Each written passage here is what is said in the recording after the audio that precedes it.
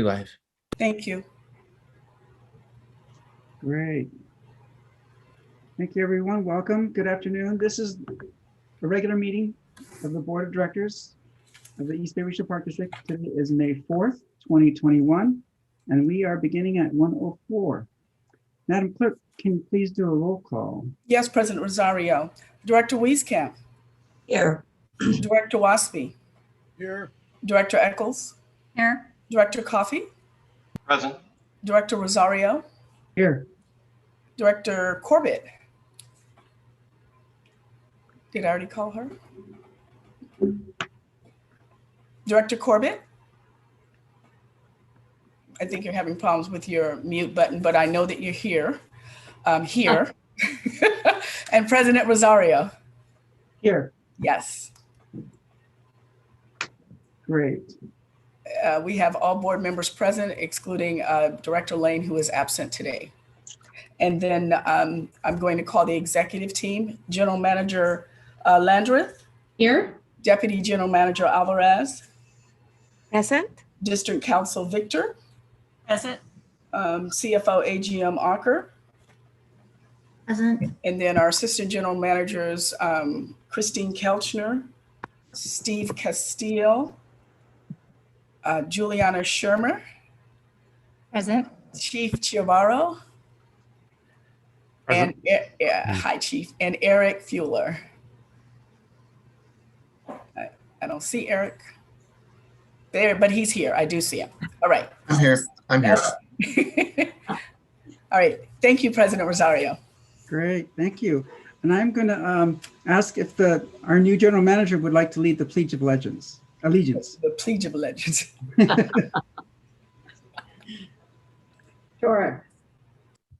I pledge allegiance Pledge allegiance. to the flag Flag of the United States of America and to the republic for which it stands, One nation. one nation, I'm gonna get it wrong, one nation, Under God. under God, indivisible, with liberty and justice for all. Someday. The echoes are tough. It makes you hear it 4 times and you forget. Yeah. Sorry.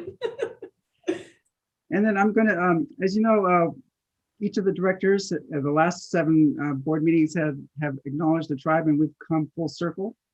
And I will start off anew. And I wanted to recognize the present day Muwekma Ohlone tribe, which is comprised of all the known surviving American Indian lineages Aboriginal to the San Francisco Bay region, who trace their ancestry through the missions Dolores, Santa Clara, and San Jose, and who were also members of the historic federally recognized Verona Band of Alameda County. We recognize that every member of the East Bay community has and continues to benefit from the use and occupation of this land.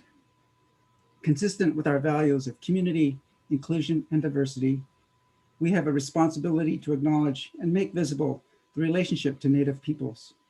As members of the East Bay Regional Park District community, it is vitally important that we not only recognize the history of the land on which we stand, but also we recognize that the Muwekma Ohlone people are alive and flourishing members of the broader Bay Area communities today. Thank you very much. Today's regular meeting is held in accordance with Governor Newsom's executive order allowing for board members to participate remotely. We are also providing the live audio and video streaming and have provided the public the opportunity to submit written comments and call in for public comments or an item on the staff report to call in and leave a voice message. Public comments may be submitted one of 3 ways, and Madam Clerk, please explain how they can do that. Yes, President Rosario. Members of the public can email me, excuse me, at yburial@ebparks.org via voicemail at area code 510-544-2016, and we will transcribe the message, and or by just simply joining to this Zoom link and letting me know that you are here for public comment. So thank you. Thank you. Do any board members have any questions about the meeting procedures? I can't see you all. I know. Seeing none, or hearing none, I should say. Madam Clerk, oh, I think we have we need a motion to approve the agenda. So moved. Oh, Dr. Wieskamp? Mr. Chair, Yes. if I may, I apologize. I actually, staff has one change to the agenda today that we would like to respectfully request pulling item J off of the consent calendar so that we can have some further discussion with AFSCME about the item. Thank you. So noted. Thank you.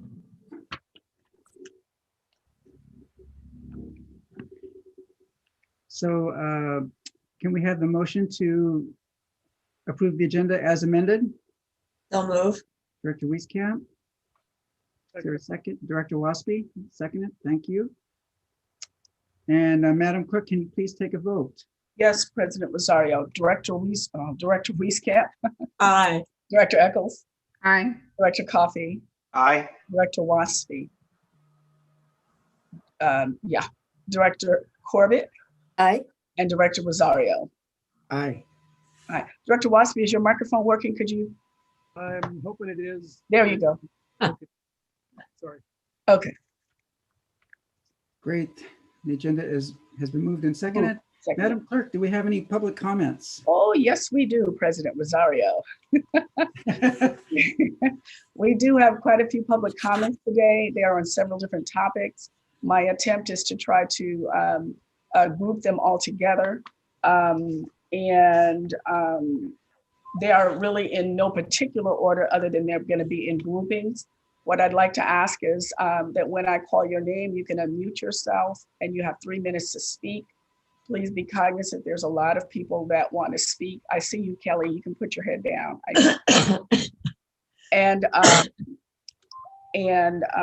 was I going to say? 3 minutes to speak. Oh, and when you get to about 30 seconds, I'm going to stop my video. So when you get to about 30 seconds, my video will pop up. That'll let you know you have 30 seconds.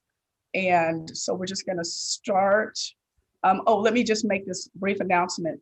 The 3 people that sent comments about the mountain biking, we're going to have those comments during GM comments, which is towards, which will be around, if we're in order, which will be around 2:15 or so. So I just want you to know that you haven't been forgotten. So we're going to start with just an announcement that Sharon Clay, Assistant Clerk, transcribed over 20 messages that came in regarding the cats. And I am not going to read all those messages, but I just wanted them to know that they were acknowledged. And I'm looking for the actual message right now. Sorry about that, you guys. Okay. So anyway, there's 20 messages, and as soon as I find them, I'll read their names. So let's start with Andy and Alice Kopetsky. I did see you here. If you could, there you go. Yes, good afternoon, Good afternoon. and thank you for having us. I appreciate the opportunity to speak. I can make it very brief. And what my message to the board is, please do not reinstate the policy of killing the cats in the Oakland area. We feel it's very cruel and inhumane. We feel that a better policy would be to work with local veterinarians in an attempt to rehome them or trap, neuter, and release them in areas where they do not threaten other wildlife. I understand there are shelters willing to take them, and they will probably be able to find forever homes for them. And what we're doing is, hopefully by trap, neuter, and release, they will keep a lot of mice and rat populations down. And I thank you for your consideration in this matter. And I'm finished. Thank you very much. Thank you, sir. We also have received 3 additional emails that I'm going to read because I do not see those people in the meeting. The first one is from Christina Lawrence, and it's regarding the cats. She is an educator for the national, an educator. My name is Christine H. Lawrence, and I've been following the news of the killing of community cats in the Oakland area. I am concerned that the Park District did not properly research humane alternatives. I thank you for suspending the killing and urge you to implement a permanent policy against this immediately. There are many humane, non-lethal alternatives available, such as rehoming.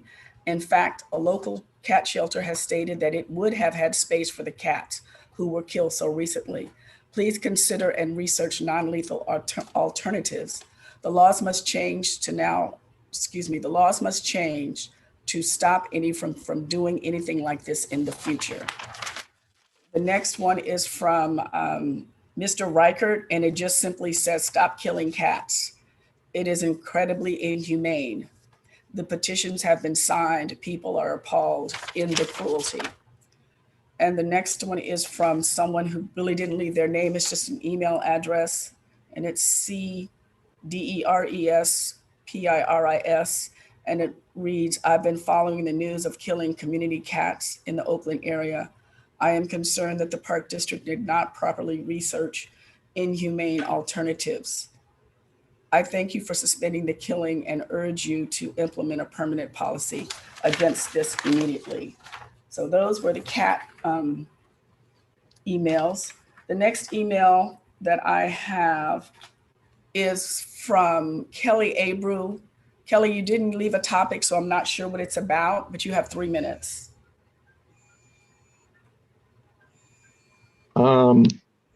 Okay, thank you.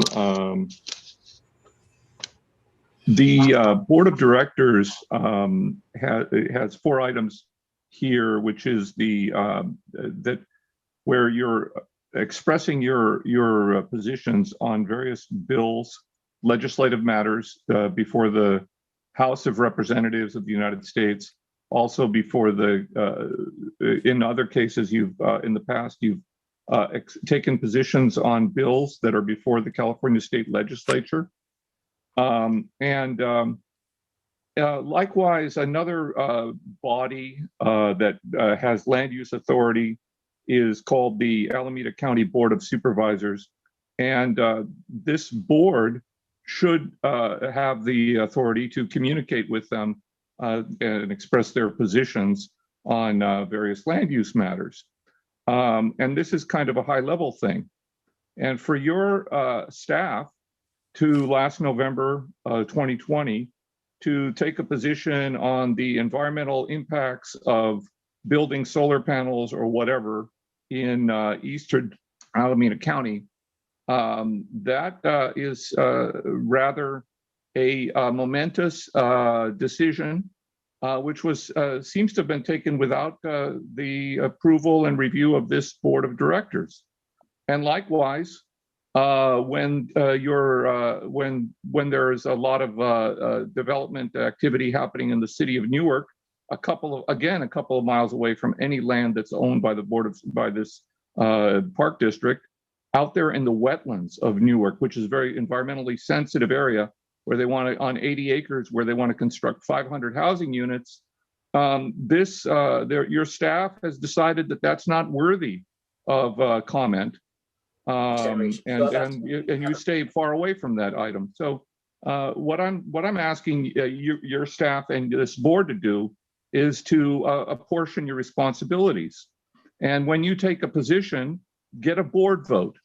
And don't have different individuals or employees writing comments or taking positions on political matters, and don't just take one-sided positions in the East County and ignore the West County out there in Newark, which is an enclave and doesn't seem to have any Park District lands in it, so it gets ignored.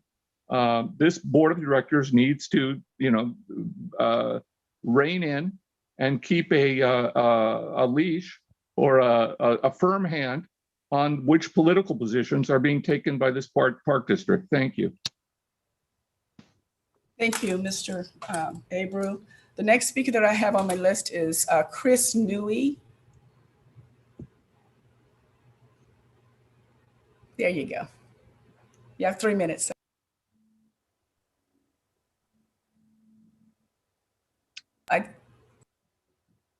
You must be on mute, Chris. Can't hear you.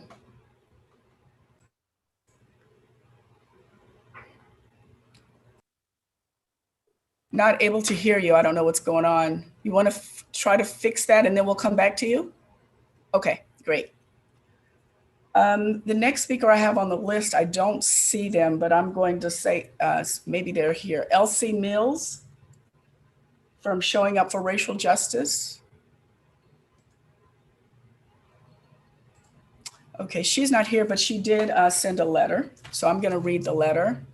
And it reads, support to name Contra Costa Park Thurgood Marshall Regional Park home of the Port Chicago 50. Dear board members, my name is Elsie Mills. I live in Concord and I'm representing Showing Up for Racial Justice, Contra Costa. SURGE is a national network of campaigns and groups and individuals working to undermine white supremacy and to work towards racial justice.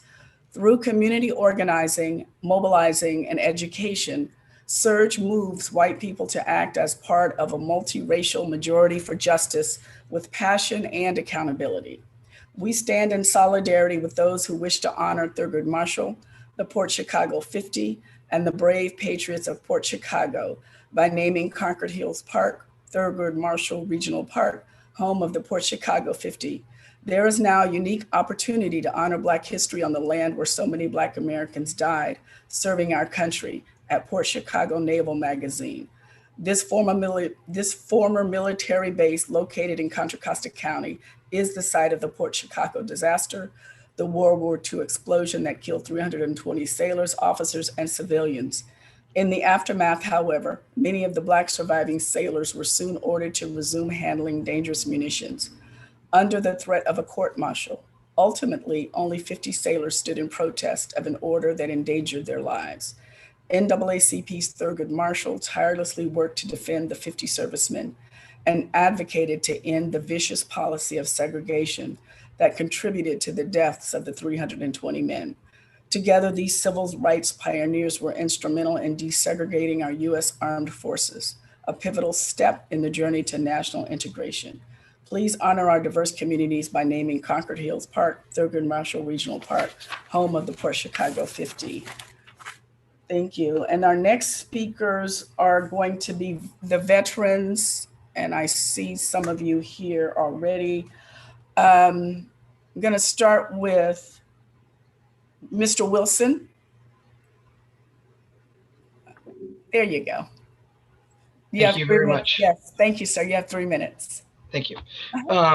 I grew up in Pittsburgh, California, attending Highlands Elementary, Hillview Junior High School, and Pittsburgh High School. My name is J.R. Wilson. I am the past state commander for the Disabled American Veterans for the state of California.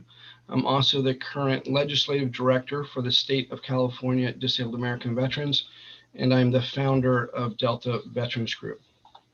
I remember from a young age growing up here in the mid 70s, we all learned about Port Chicago 50 and the injustice of that. The naming of the park, Thurgood Marshall Regional Park, home of the Port Chicago 50, brings awareness to these honorable men. After high school, I joined the United States Army and served honorably from 1990 to 1994. Unfortunately, during an airborne exercise while stationed at Fort Bragg, North Carolina, I injured both of my knees, tearing all the ligaments. I completed my enlistment in 1994. This also led to a career with the Disabled American Veterans as a National Service Office supervisor across the country. In 2016, I served as the commander for the Department of California's Disabled American Veterans, and I'm currently the Department of California Legislative Director. I founded Delta Veterans Group in 2012, and with the help of our communities here in the East Bay, we brought Contra Costa counties stand down on the Delta in 2015, 2017, and 2021. As a veteran, I and Delta Veterans Group stand shoulder to shoulder with those who are advocating to honor the national Black history at Port Chicago by naming the park Thurgood Marshall Regional Park home. And home is important for the Port Chicago 50. Let us not forget Port Chicago 50 risked their lives speaking to the troops to protect the lives of the surviving sailors. They acted as the voice of the 320 men who perished in the explosions by describing the working conditions and indifference shown by the commanding officers. And we personally think that it is about time that these injustices be rectified, and let this be a start in awareness to that. I know that many years late or earlier, there was an attempt to bring justice to this. Let's keep on lighting the light and keep on bringing awareness to these honorable men. Thank you for your consideration. Good timing. Thank you. The next speaker I have is Paul Scannell. I think I saw your name, sir. No, that was close enough. Thank you. Okay, you have 3 minutes. My time will be a lot less because there's going to be a lot of notice on this, but I am the commander, Paul Scannell, of the Disabled American Veterans, Chapter 154 in Pittsburgh, California. We are the only DAV chapter in Contra Costa County. And being as it was a Navy base and had the horrific accident that took the lives of 350 sailors and injured many more, the persons who were killed or injured got a raw deal from the government as far as compensation of any kind, which was very sad to hear. They deserved at least some recognition that should last as long as it took for this to come about. The voice of the Chicago 50 was loud, but very unheard. The name Thurgood Marshall Park, home of the Port Chicago 50, is fitting to honor our fallen brothers and sisters and everyone who spoke up for the to the government for the things that we needed to get done for racial equality.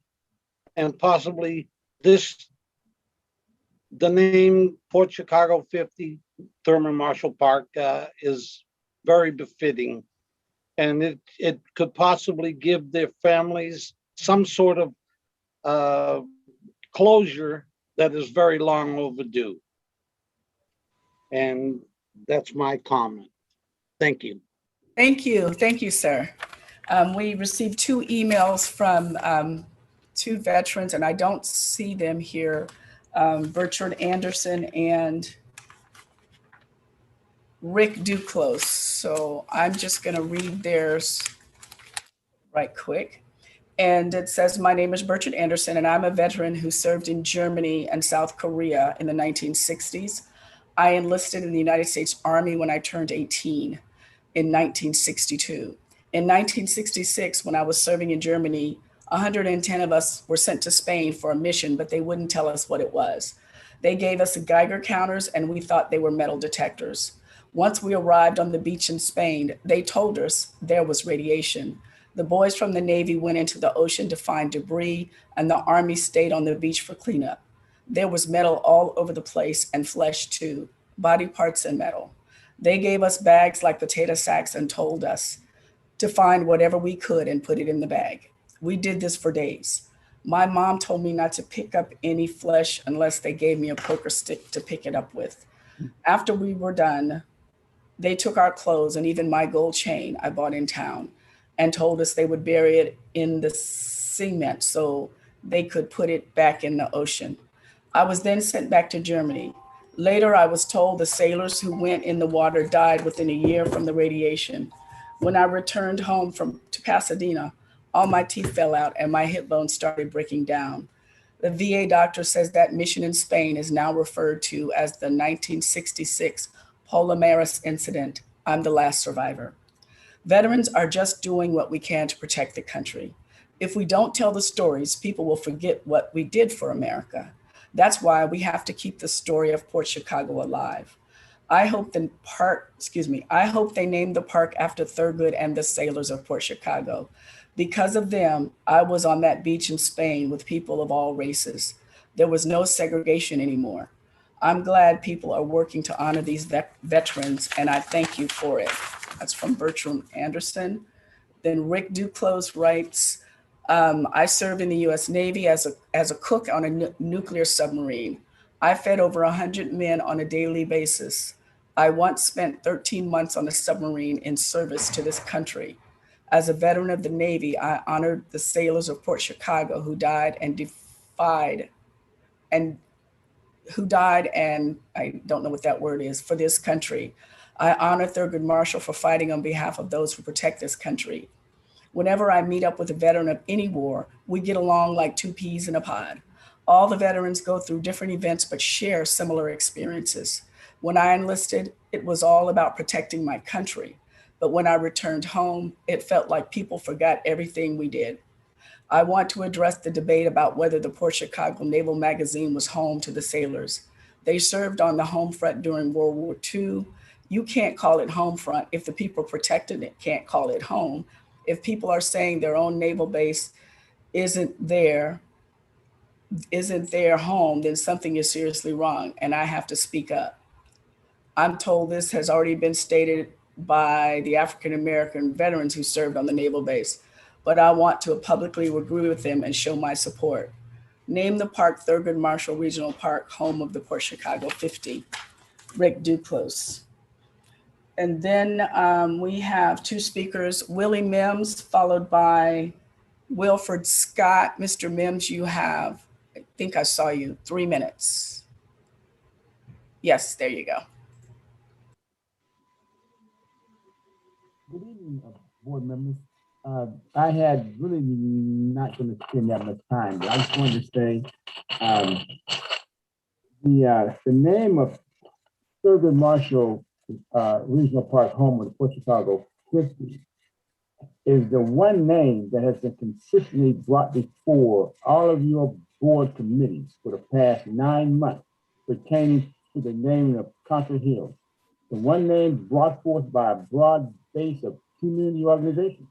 Regardless of what staff may or may not recommend, Thurgood Marshall Regional Park, home of the Port Chicago 50, is the one name that these community-based organizations have all agreed upon. I hope that this board listens and hears the voices of the people when they come before you on that very day that you will be able to make that decision. I am also concerned about in 21st century America, we have the Black Lives Matter. It's the lives of Black folks who matter. The lives of those sailors who lost their lives during that explosion,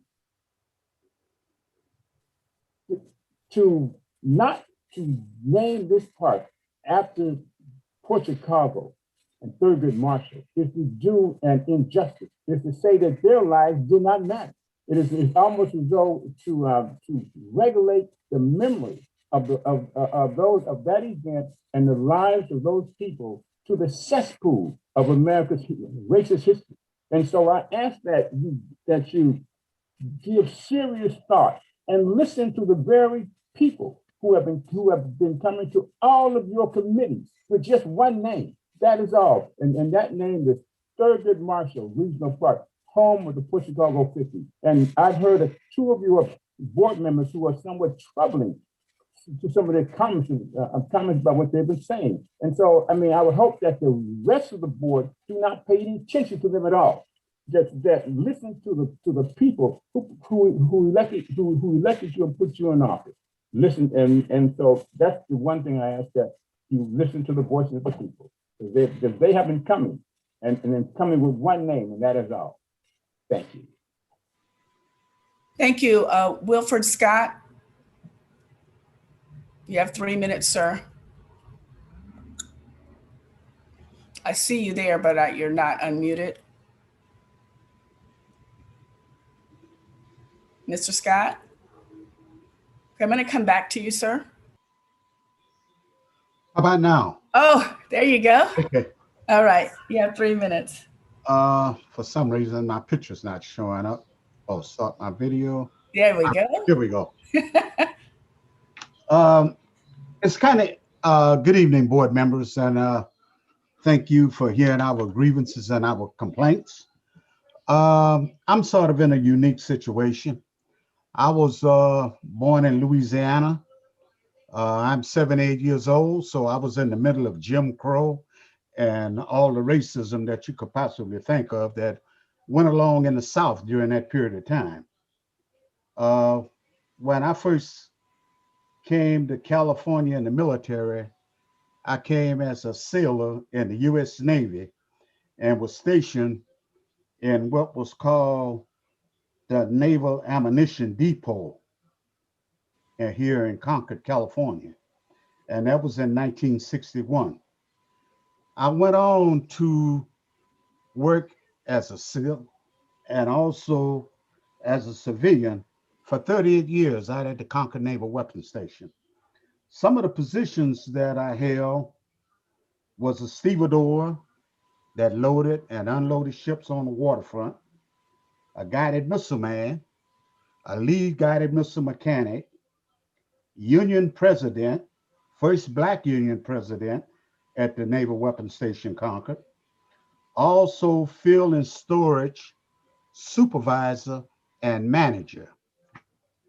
So when we come to experience and talk about the work and some of the problems that went on at the Naval Weapons Station Concord, I'm the person to talk to. After the first month that I served in the military, I found out at the Naval Weapons Station Concord that it was racism, that the Blacks in the military was treated different than the whites. And I went on to fight that in the military, as well as when I became a manager some 30-some years later. One of the things that we don't quite understand about the 1944 Port Chicago incident, and a lot of you is not aware of this. When you load ships, ships are loaded according to holes, the ammunition ships. When we loaded ammunition according to different types. All of these things came along after the 1944 explosion.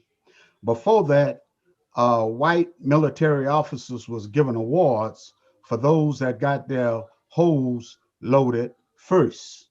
They was given awards for whatever Black group, because all the supervisors were white and the workers were Black. Whether or not your group of Negroes could load quicker than what my group of Negroes could. And promotions and awards was given based upon those that loaded their holes the quickest. Let me see, after 1944, the Navy changed a lot of their rules and regulations. You have 30 more seconds, Mr. Scott. Okay. Some of the things that I really discovered in the military, once again, was racism. And it wasn't from the top, it was all the way from the commanding officers off to the lead workers. So I ask you, if it's in your heart and you think about you have a judgment day coming, when you read the history of Port Chicago, I ask you to go and do the right thing. Don't let your vote be on the park for Blacks to be presented to you when you meet your judgment day. Thank you. Thank you, Mr. Scott. Our next email that I received is just one statement. It's from Ted Tenorio, president of the Native American Veterans Association. And he says, I approve of the naming of Concord Hills Park, Thurgood Marshall Regional Park, home of the Port Chicago 50. And our next email is going to come from Eva Rose Levitt. And she says, my name is Eva Rose Levitt, and I'm a landscape architect here at the Park District. I am also a person of African descent. My children's two grandfathers served in the Vietnam War. Can you imagine if they had served in racially segregated units? It's mind-boggling to even entertain the idea of a 20th century modern day environment in which the United States Armed Forces fight for freedom and equality all over the world while flagrantly, hypocritically oppressing its own citizens. We can only be grateful that the events following the Port Chicago explosion catalyzed the ending of that dystopian nightmare. The work of Thurgood Marshall on behalf of the Port Chicago 50 has had a lasting national legacy for all Americans and was a true exercise of our American ideals. I appeal to the Board of Directors to appropriately memorialize that legacy in the Concord Hills Park, renaming to Thurgood Marshall Regional Park, home of the Port Chicago 50. Thank you. And then we have a couple of speakers that I'm going to call on. The first one is going to be Serena Rye, and I don't know if she's here or not. There you go. You have 3 minutes, Serena. Yeah. Thank you, President Rosario and members of the board. My name is Serena. I turned 18 just last month, and I'm a senior in high school.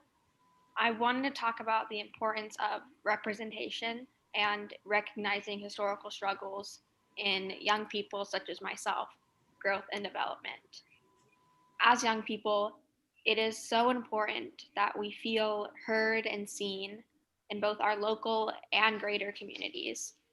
Because when we don't, it is really easy to become pessimistic and give up on our futures and our communities because we feel unwelcome. And as a society, we can't hide our history of injustice and mistakes, because then we're also hiding the times when heroes such as Thurgood Marshall and the Port Chicago 50 helped fight that injustice and achieve greater civil rights for all Americans. So as young people, knowing that our community is dedicated to sharing and teaching these stories gives us hope and encouragement that we can carry on this work and make meaningful contributions to society ourselves. And that's why it's not only necessary that we are heard in our concerns about the lack of representation and erasure of history, but that we're also included actively in the process to change that. And this chance to name the park Thurgood Marshall Regional Park, home of the Port Chicago 50, is an amazing example of that, because we can take this step forward together as a community and impact our young people. Thank you. Thank you, Serena. Our next speaker is Finn Manochompo. Greetings and thank you, members of the board. Yes. My name is Finn, and I am in the 11th grade. I'm speaking in support of renaming Concord Hills Regional Park to Thurgood Marshall Regional Park, home of the Port Chicago 50. Hidden figures exist in our history because we have hidden them. We forget their names and their contributions to the world. In this way, we lose the stories of great leaders and champions of civil rights. By memorializing a name, we can preserve that legacy. People should know the name of Thurgood Marshall, who fought a battle not of violence, but for justice and the protection of human life. People should know the story of the Port Chicago 50, who put their lives on the line because they believed that workers' lives matter.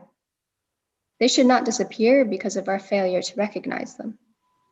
They stand as an example of the courageous leadership all of us should take on. We have the opportunity today to honor Thurgood Marshall and the Port Chicago 50 by renaming this park after them. It is time to remember the story of our people. Thank you. Thank you. Next speaker I have is Isabella Witten. Good afternoon. First of all, thank you, President Rosario and members of the board for all of the work you do. My name is Isabella Witten, and I am a junior in high school in Oakland, and I'm currently at my high school right now. I appreciate the time you are taking to hear my testimony this afternoon and I am here to express my support for changing the name of Concord Hills Regional Park to Thurgood Marshall Regional Park, home of the Port Chicago 50. As we've already heard this meeting, Concord Hills Regional Park contains the historical site of the terrible Port Chicago disaster, where 320 people, 2/3 of whom were African American, lost their lives in a series of blasts from munitions that were being loaded onto Navy ships during World War II. They unknowingly, unwillingly gave their lives for our country. Later, when workers were told to continue handling the munitions, 50 brave African American men refused and were unjustly arrested and charged with mutiny. Thurgood Marshall, the great dissenter, fought hard to free as many of them as he could, and he succeeded with 47 of the 50. His work on this case eventually contributed to the desegregation of the Navy, a major point of progress for the US military. When I first heard about Port Chicago a few weeks ago, I was shocked because I had never heard about the story before. I asked some of my friends and none of them knew about it either. It has never been in any of my history textbooks or classes, but it is clear that it should be. We cannot let these brave 50 people be written out of history. The 320 people who lost their lives did not deserve to die, and they do not deserve to be forgotten. Thurgood Marshall was inspired by the disaster to fight for the Port Chicago 50 and effect positive change. So let us be inspired by his determination to continue the fight against oppression and celebrate his work by renaming the park in memory of him. Thank you. Thank you. Our next speaker is Sim Lang Sung. Good afternoon, President Rosario and board members. Thank you for your time today. I'm also speaking in support of the renaming of Concord Hills Regional Park to Thurgood Marshall Regional Park, home of the Port Chicago 50. And as we've heard today, Concord Hills Regional Park holds the history of Port Chicago 50, and in July of 1944, 320 individuals were killed during the Port Chicago disaster, and it is not acceptable that many people's lives were taken in a way that could have been prevented, and it is also not acceptable that the 50 sailors who risked their lives to demand safety and equality in their workplace were punished for doing so. And it's important for us to recognize the efforts of Thurgood Marshall and the efforts of the Port Chicago 50, and by renaming Concord Hills Regional Park, we would be recognizing and teaching the park's significance in the continuous struggle towards justice. Thank you. Thank you. Our next speaker is Kayla Milheim. Thank you, President Rosario, board members. My name is Kayla Milheim, and I'm a junior currently.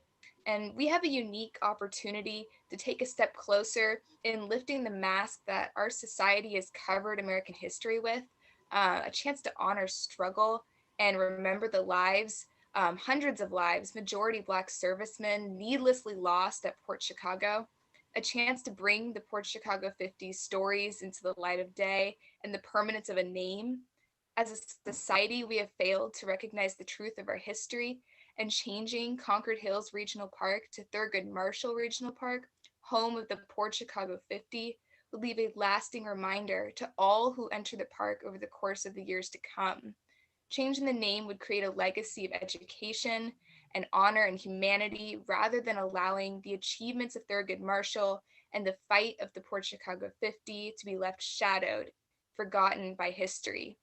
This is a matter of truth-telling, and changing the name to Thurgood Marshall Regional Park, home of the Port Chicago 50, would be using power for truth.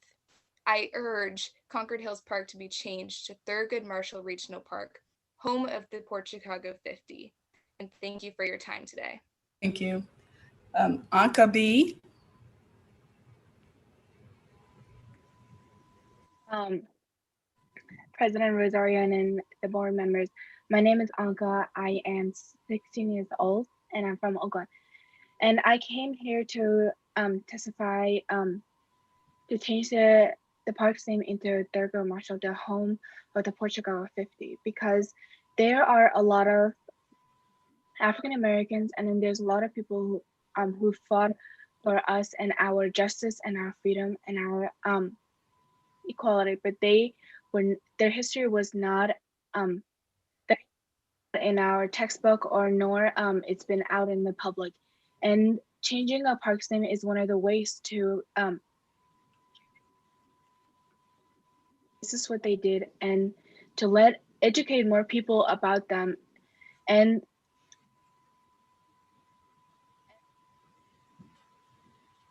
to change about the history, because us as growing as a young generation and our younger generation that is coming a longer way has not known these histories just like us, but we are the people who should teach them. Thank you so much. Thank you very much. We have 3 speakers left. Amaya Proctor. Hi. President Rosario and board members. My name is Amaya Proctor and I'm a 10th grader at San Leandro High. And I speak in support of the name change for the Concord Regional Park. Before you exhausted and tired of having our worth be desired, but be decided by others who don't the struggle of being Black and white shadows. And help the men in the Port 50 Chicago situation and have the Concord Hills Regional Park name changed to the Thurgood Marshall, home of the Port Chicago 50. As board members, away from addressing the value of America, American leaders, the more distance we're putting in between ourselves and racial healing. I have to ask you guys, struggle, are we good enough for a name change? Thank you, Maya. Your video, your audio was cutting in and out. So if you could do me a favor, if you could just send me the email, what you just said, that would be greatly appreciated. Okay, thanks. The next speaker is Kalila Garcia.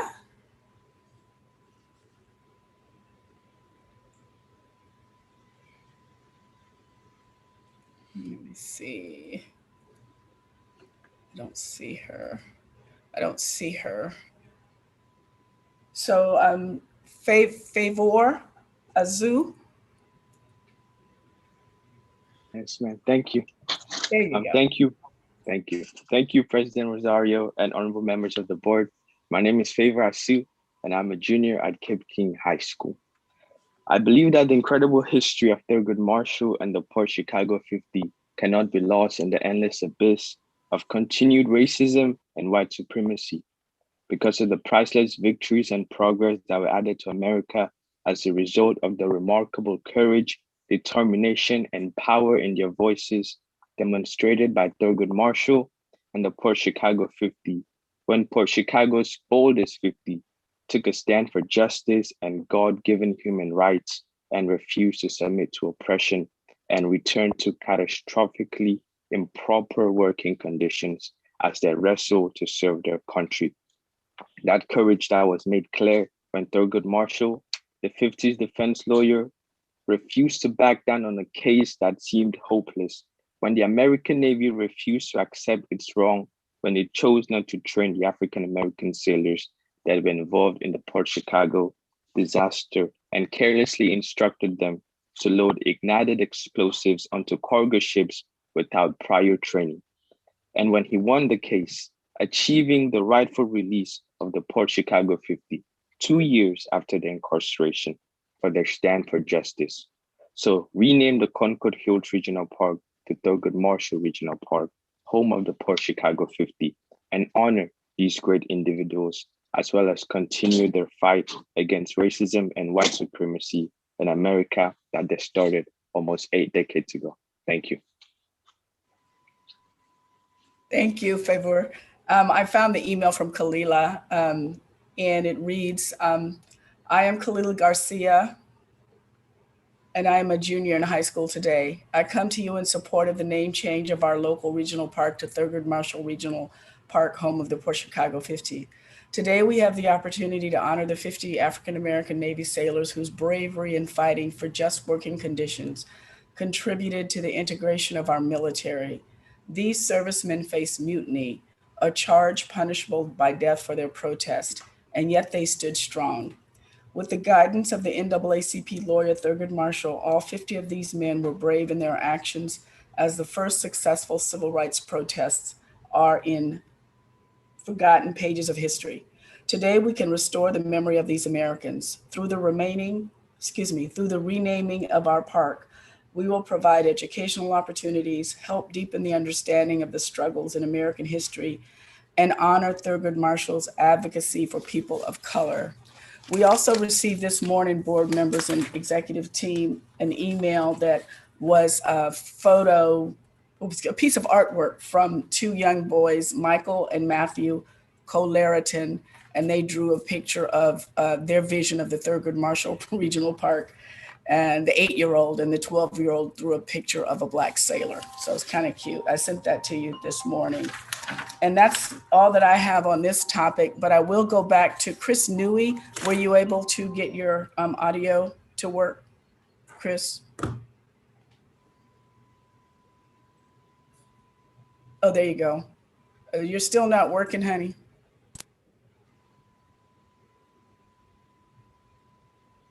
Nope. Can you call in? Yeah, can you try to call in or? Okay, give it a shot. Okay. Thank you, President Rosario. Let me just do a quick check. Let me see if there's any hands raised. I don't want to miss anybody. Okay. So thank you. Thank you to all of the speakers that spoke. You're more than welcome to stay on the meeting, but you can also view the meeting on our YouTube channel. So President Rosario. Okay, so is Chris going to try later? Yeah, well, yeah, he's going to try to call in, and what we'll do is have Sharon and Matthew kind of make it to flag it when he does that. Great. I just want to thank all the speakers today. Everyone, again, has been very eloquent and elegant, and I appreciate you, your comments and your willingness to be before the board of directors. Thank you very much. And so we are now at item C, and that will be our general manager, Sabrina. Director Corbett has her hands up. Oh, I'm sorry. I didn't see it. Thank you. Thank you, Madam Clerk, and thank you, President Rosario. I know we usually don't comment on public comments, but I just wanted to say it's so very impressive to hear from so many students. We don't always hear from so many high school students, and it's also, and junior high students, it's so refreshing to hear them speaking about history that was not taught back when I was in school. So it's just a very important lesson, and the fact that these students are also coming to a public meeting and expressing themselves. I just wanted to note that, and I hope they continue to do that in the future, to continue to speak up. Thank you. Great, thank you, well said. And with that, we'll go to item C, General Manager. Great, thank you, President Rosario and board members. Just this is the general manager's update on the status of the emergency during COVID for the Park District. No real new news to share today, other than we're continuing to monitor what details come out from the county and from the state on the governor's selected reopening date of the state of June 15th and how that relates to our parks, and certainly with our own staff. We are working on a reoccupancy plan. I did note that the governor came out with a new state mask guidance this morning. I have not had a chance to read through it yet and to look at how it may or may not affect any of the guidance and recommendations that we have out in our parks. But I will for sure be circling back with our operations staff, and we'll let the board know what that includes and how it interacts with our own operations. Other than that, we will keep you posted. That's it. Great, thank you. I see Chris Newey there. You wanna get in there? I hear you. My audio? Okay. Yeah, we got you. So I can do my public comment? Yes, please. Thank you. I appreciate the patience. President Rosario, Board of Directors, General Manager Landreth. I'm here to talk to you all today about retaliation and discrimination.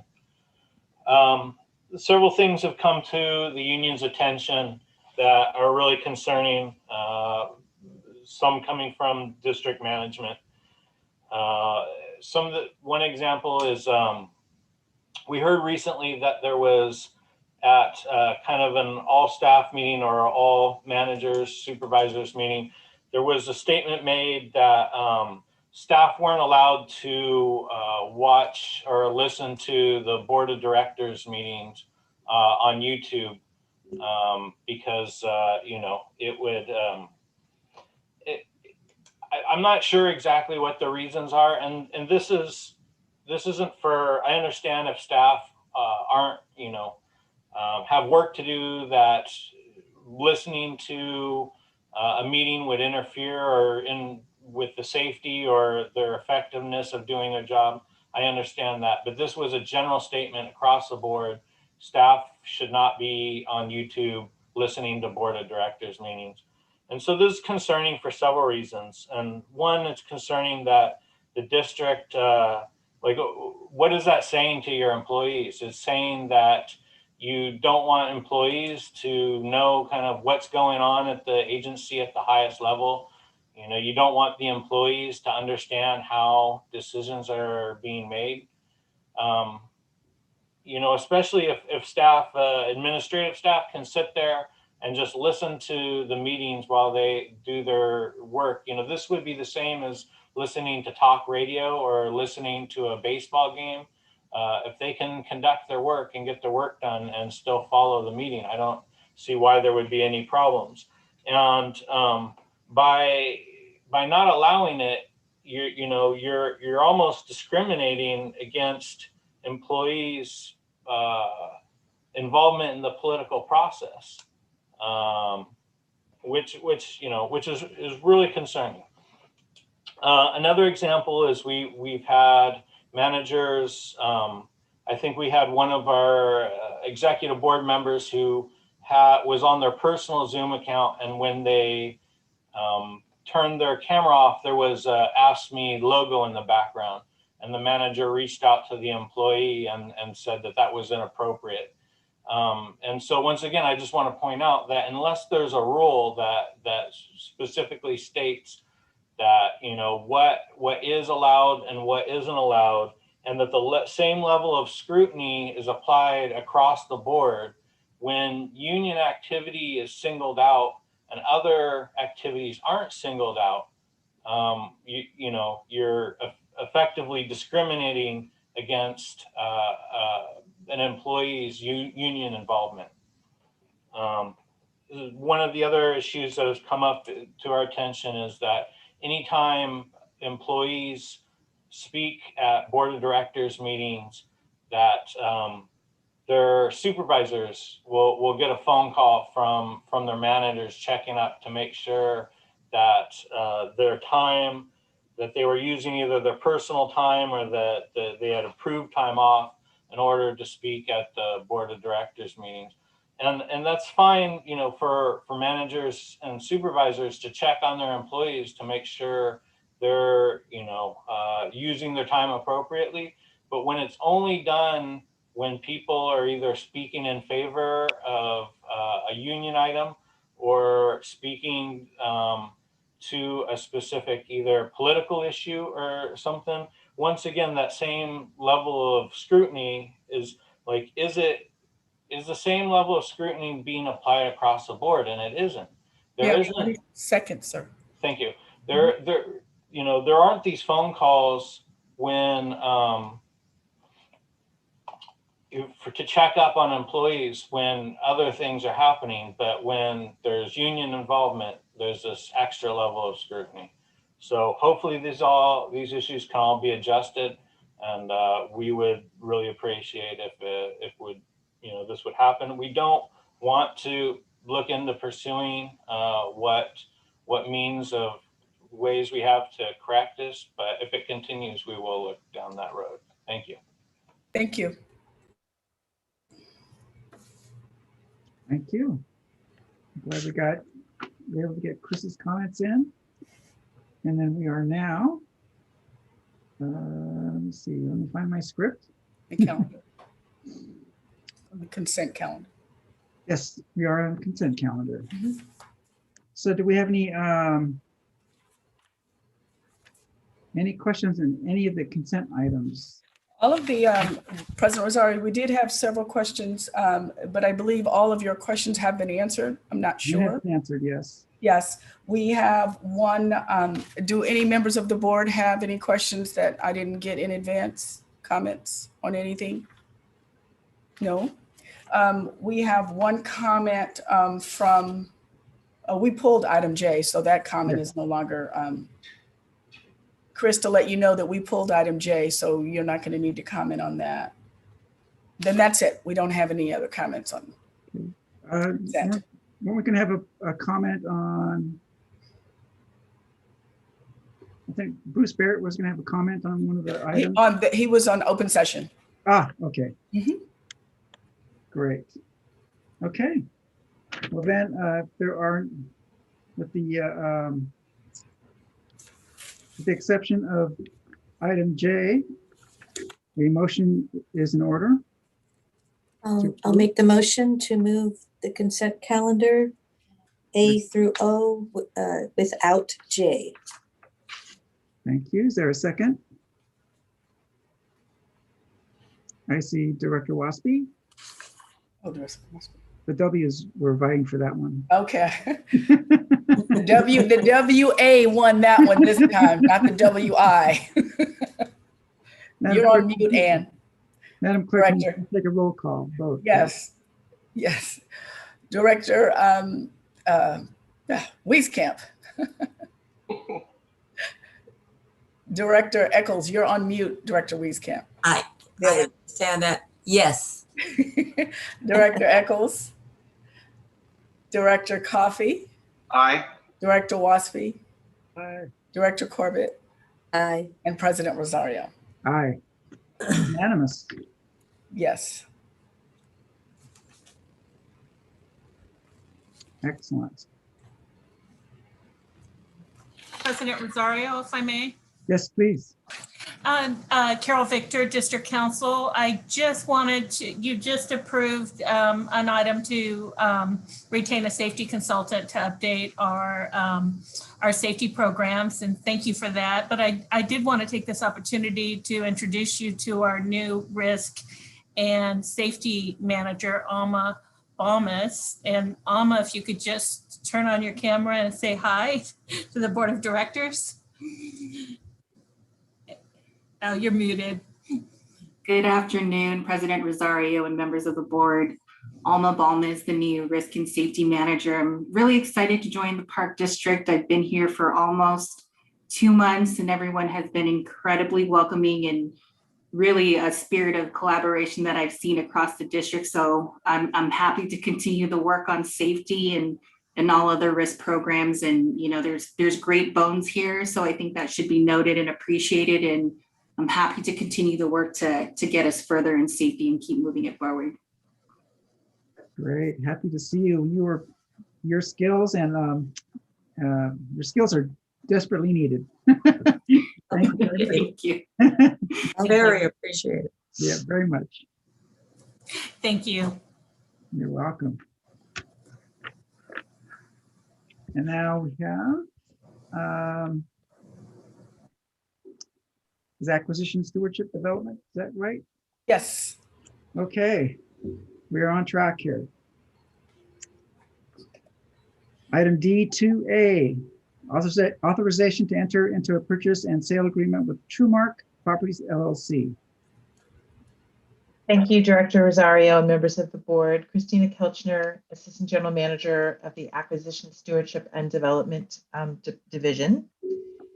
I am very pleased to be able to bring this item forward to you today. And let me get my slides going, just one moment.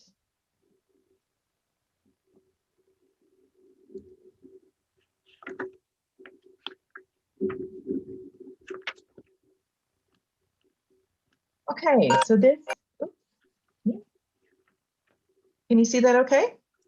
Yes. And is it showing up full screen? Well, it's showing your notes.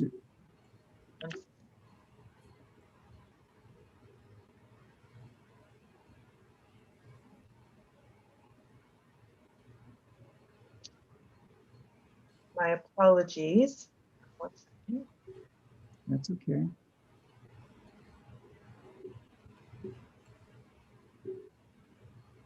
It happens to you, it happens to us too. Well, I will say I usually have Mike Reeves do this for me, but he is out today. So I'm going to ask Brian to put these up for me. Brian, are you there? Are you able to do that? Can you put up on the screen? All right, well, hopefully he'll come up on the screen and be able to put those up for me so you can just see the pictures a little clearer. It looks fine. Hey, Christina, this is Deb. If you go to slideshow and do from beginning, it's that you're just not in the slideshow mode yet. I think that's all you need to do. Oh, you know what? The issue is that I have two screens. That's the problem. So let's try that. How does that look? Hey, there you go. All right, thank you. Thanks for your patience.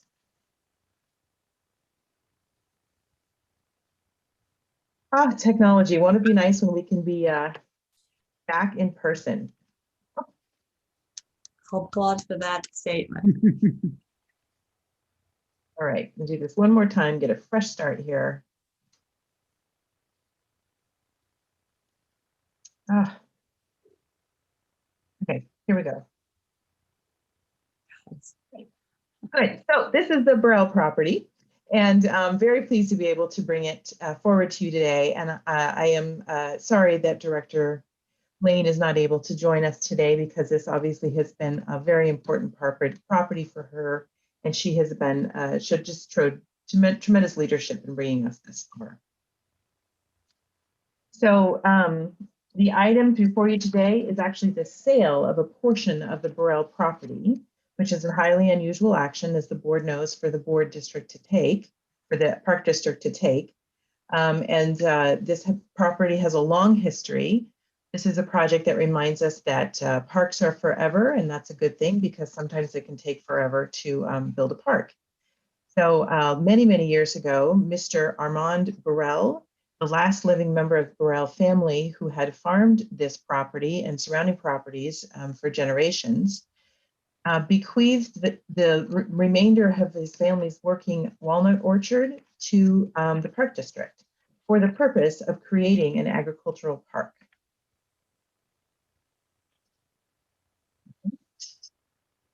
And at the time that he made that bequest, it was with the understanding that a portion of the property would need to be sold in order to provide funding to pay off the debts against the property and to provide funding to provide that future agricultural park.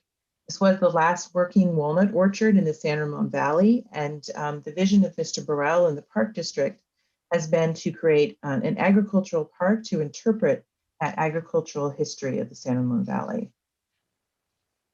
Of course, as we in the park business know, free land is not free, never free. And the Burrell Trust did face some significant challenges. And between loaning the trust some money to keep it solvent, paying the trustees' fees and the attorney's fees, Over the years, the Park District invested $6.9 million to keep the trust solvent and to keep the property out of foreclosure and available to be able to create a future park. The court did authorize, and there was litigation, there was litigation for 10 years from the time that Mr. Burrell passed away in 2009, from the time that the Park District in 2019 finally got clear title to the property. So I'm here before you today to present this milestone in this project, but this project is really a testament to so many of the visionary leaders at the Park District who have come before me. As I mentioned, Director Lane has been steadfast in her commitment to seeing this vision happen, and former General Manager Bob Doyle, former AGM of Land Nancy Weninger, and our brilliant legal work by Ted Radosevich, our former District Counsel, Carol Victor, and also Becky Fang, our paralegal. So a lot of work has come before me to get us to this point.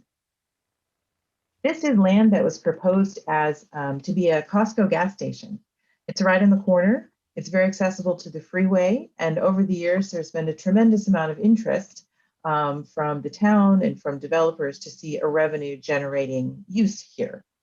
So it is quite a vision and quite a commitment that the Park District has been able to preserve this land and continue to invest to make this property happen.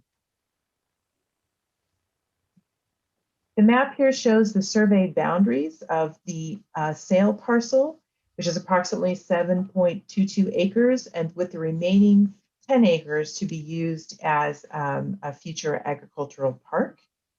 As you can see from this aerial, there are several buildings on the area that will be used as a future park.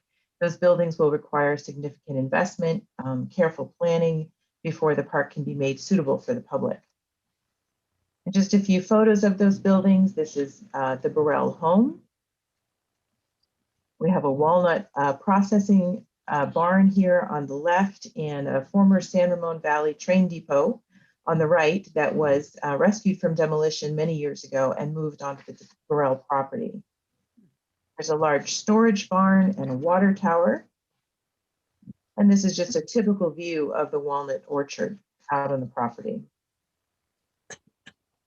In 2011, as part of the litigation, the Park District did prepare just a very preliminary conceptual plan and that you see before you here. And this is the plan that was used when we went out to seek a possible partner and a buyer for the northern 7 acres of the property.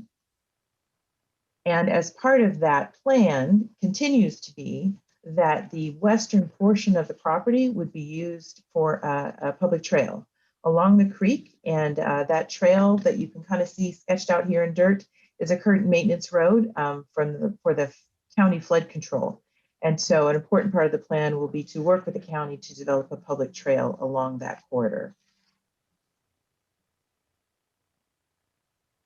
We did go through an extensive process to select a developer. And back in March 2019, we first got a court order that allowed the Park District, confirmed that the Park District could sell the property, and that was consistent with the terms of the Burrell Trust. And so in July 2019, we did publish a request for proposals, received several responses, and then over the next several months interviewed developers. And in May of 2020, the district did select and enter into a letter of intent with Trumark Homes for the purchase and sale of this property. Some of the reasons that we selected Trumark Homes is that they did bring a competitive purchase offer. They had a readiness to commit non-refundable cash deposits, which was important because there were so many outstanding debts against the property that the district has been carrying. They had a strong financial portfolio and a strong record of building out the project. So rather than buying property and flipping them, Trumark had a stronger track record of staying through build out. And they also have an excellent relationship with and experience with the town of Danville.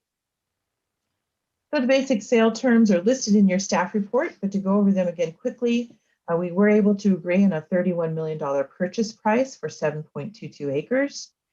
TrueMark has the option to increase that to 7.49 acres, which would cost at the price of an additional $1 million. It's just under $100 per square foot. And in addition, TrueMark has agreed to provide some funding for long-term park maintenance and operation. TrueMark can elect to either do that through establishing and funding an endowment of $2 million or working with the Park District to create a community facilities district, which would be included in property taxes against the homes so that the homeowners would be contributing to the ongoing maintenance of that park. It will take a while to close. This is an important milestone to enter into a purchase and sale agreement, but then the developer needs to go forward and seek entitlements and permits from the town, and we would not actually close until the developer successfully goes through that process, which is about a 2-year period.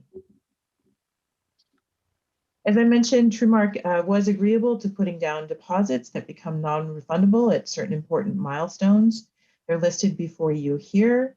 And once we sign the purchase and sale agreement, there will be a $100,000 deposit and then a 45-day period called a feasibility period. And then at the end of that, an additional $4,000 will be deposited by TrueMark and will become non-refundable at that point. And another key point of the purchase and sale agreement is that TrueMark was agreeable to allow the district to review their plans as they go along and work with the city on their entitlements to identify any potential material impacts from the neighboring development to the future agricultural park. So staff does recommend that the board authorize us to enter into the purchase and sale agreement and take related actions. That there are several actions listed for you in the resolution, but just to highlight those, we do seek authorization to use the first $500,000 of TrueMark's deposit to pay off court-ordered third-party claims. Those are third-party claims that have been approved by the court that are outstanding, and then also to accept a $50,000 deposit that TrueMark has put in to reimburse the district for legal fees for negotiating this purchase and sale agreement. And then once all of the debts against the trust have been authorized by the board, and we would come back to you for a final action on that, once all of the interest has accrued and we've done the final calculations, we'd like to set up a separate account for the net proceeds of the sale to fund the future development of the park. So that is all I have for you. I'm happy to take questions. And again, this is an important milestone of a really significant project that required a lot of courage and commitment and creativity from a lot of folks who have come before me. And we're looking forward to the future of this agricultural park. And I'll hand it back to Director Rosario. Great, thank you. Good presentation. Questions from the board? I'm sorry, Director Lane's not here. Oh, absolutely. She's sorry too. No questions, comments? Director Wieskamp. I've got to make the comment that this has been a project that our legal counsel and others have spent a great deal of time. There were all kinds of things that were unexpected. You get a gift and you discover that it's a gift that sometimes keeps on giving you problems, but in the long run, it's working out. Everybody's persisted. We've invested a lot of money in the process, but I think on behalf of Beverly, I'll say we're trying to honor what Mr. Burrell wanted for this property. And that's to have a park that is going to be like Ardenwood, available to a community that has nothing like it and will be used to help remember real agricultural use in that valley. So I'm so pleased we're at this point. And yes, I know there's more to do, but thank you, staff, for all you've done. And I'll give special credit to Carol in getting this to happen. Yes, yes, I concur. Agree. I'm still trying to talk Carol into maybe writing a book or a screenplay because that would be a saga. The story is incredible. So Carol, please. Yeah, President Rosario, members of the board, really, I'm happy to take the credit, but I know it's Ted Radosevich's victory and the board's victory. So I truly believe we accomplished what no other public agency would have accomplished with regard to this trust property, understanding the vision and making this commitment and seeing it through. The litigation went on for 10 years. There was a 12-day trial, and there were 7 appeals to the appellate court. And there was even 1 try for the Supreme Court of California. So it has such a lengthy, twisted legal history, and this really is the board's victory, because the board was brave and stood with us all along in this tough fight. And one thing I'm proud of is that I think that the board has so few questions, because I really feel like we kept you well updated over all these decades. And so it's also part of this board's DNA, the history of this acquisition. And I'm just thrilled we're at this point. Thank you. Excellent. Yes, good work. Well, with seeing no other comments or questions, a motion is in order. Who would like to make that motion? Beverly. Beverly would like to make the motion. Can we do that in absentia? Can I make the motion in her name? Yes, you can. I would make the motion in Beverly Lane's name, because don't tell Beverly no. She knew how important this was, and she kept us all in the loop, but it was her fight, and with staff, everybody helped her to get where we are today. So I'd gladly make the motion in her name. Is there a second? I'll second. Seconded by Director Corbett. Madam Clerk, please take a vote. Yes, President Rosario. Director Eccles? Aye. Director Coffey? Aye. Director Wasby? Aye. Director Corbett? Aye. Director Wieskamp? Aye. And President Rosario. Aye. Yes, it's unanimous. Unanimous. Congratulations to staff. Great work. Absolutely. Ooh, that's going to be exciting. I hope the developer puts, I'm sure they're going to remove some of those walnut trees. Walnut trees are incredible. Great pieces for art and construction. Absolutely. Okay. Next up is D2B, authorization to execute a contract with BKF Engineers Incorporated. Thank you, Director Rosario. I will introduce this item, but you'll be glad to know that I will not be doing the slides. Sean Dugan is going to do this. Sean Dugan, our Trails Program Manager, is going to present on this item. And I just wanted to remind the board that this trail connection is one of the railroad crossings that the board negotiated as part of the MOU with Union Pacific Railroad back in 2016. That MOU was, of course, a renegotiation of an MOU that was negotiated back in 1997. And when I arrived at the Park District in 2014, we had, I think, 1 or 2 of the crossings completed out of 21.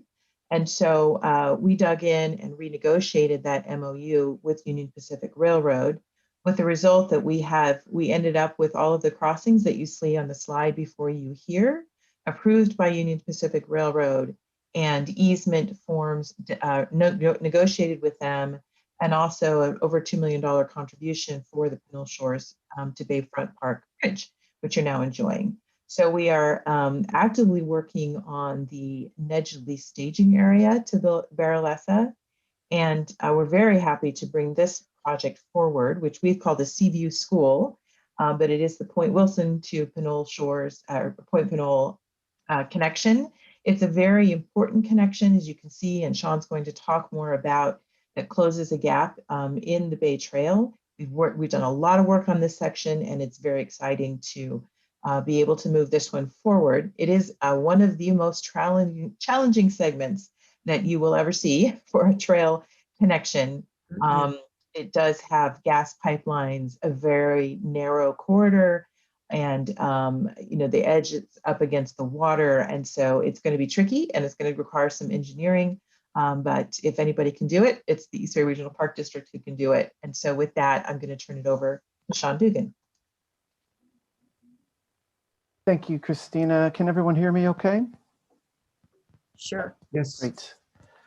Again, I'm Sean Dugan. I'm the Trails Program Manager. Today, I'm going to talk to you about this specific project. I'm going to give you an overview of progress that we have made in this area that brings this project to a place where it's even more important to start now or to continue now. I'll describe some project components and challenges, not to scare you, but just to so you understand the risks and the possibility that they would affect the funding that we need for this project. Talk about the process we went through to choose a consultant for this phase and the funding required to do so. And then I'll reiterate the board, what we're asking the board to approve today at the end. So here on this map here, don't let anybody ever say that we haven't been busy in West Contra Costa County when it comes to the Bay Trail development. I'll start from the left to right. Not all of these projects we completed, the Park District completed, but we have been involved supporting, causing the completion of, or negotiating the completion of, or physically actually building these gaps. On the bottom left was the most recent completion by the city of Richmond, leading from the Richmond Parkway to the Dotson Family Marsh. Was completed in 2020. It was a small gap, but provides off-road class 1 access to that piece of property. And then of course there's the Dotson Family Marsh, 1.25 mile completed in 2017. Which we're all very familiar with, and that was a project that the Park District Environmental Programs completed, and it's one of the most beautiful sites, I will admit. I wish it was my project. The moving up is the Atlas Road Bridge. While it is the bridge is only about 0.2 miles. I'm sorry, the trail and the bridge.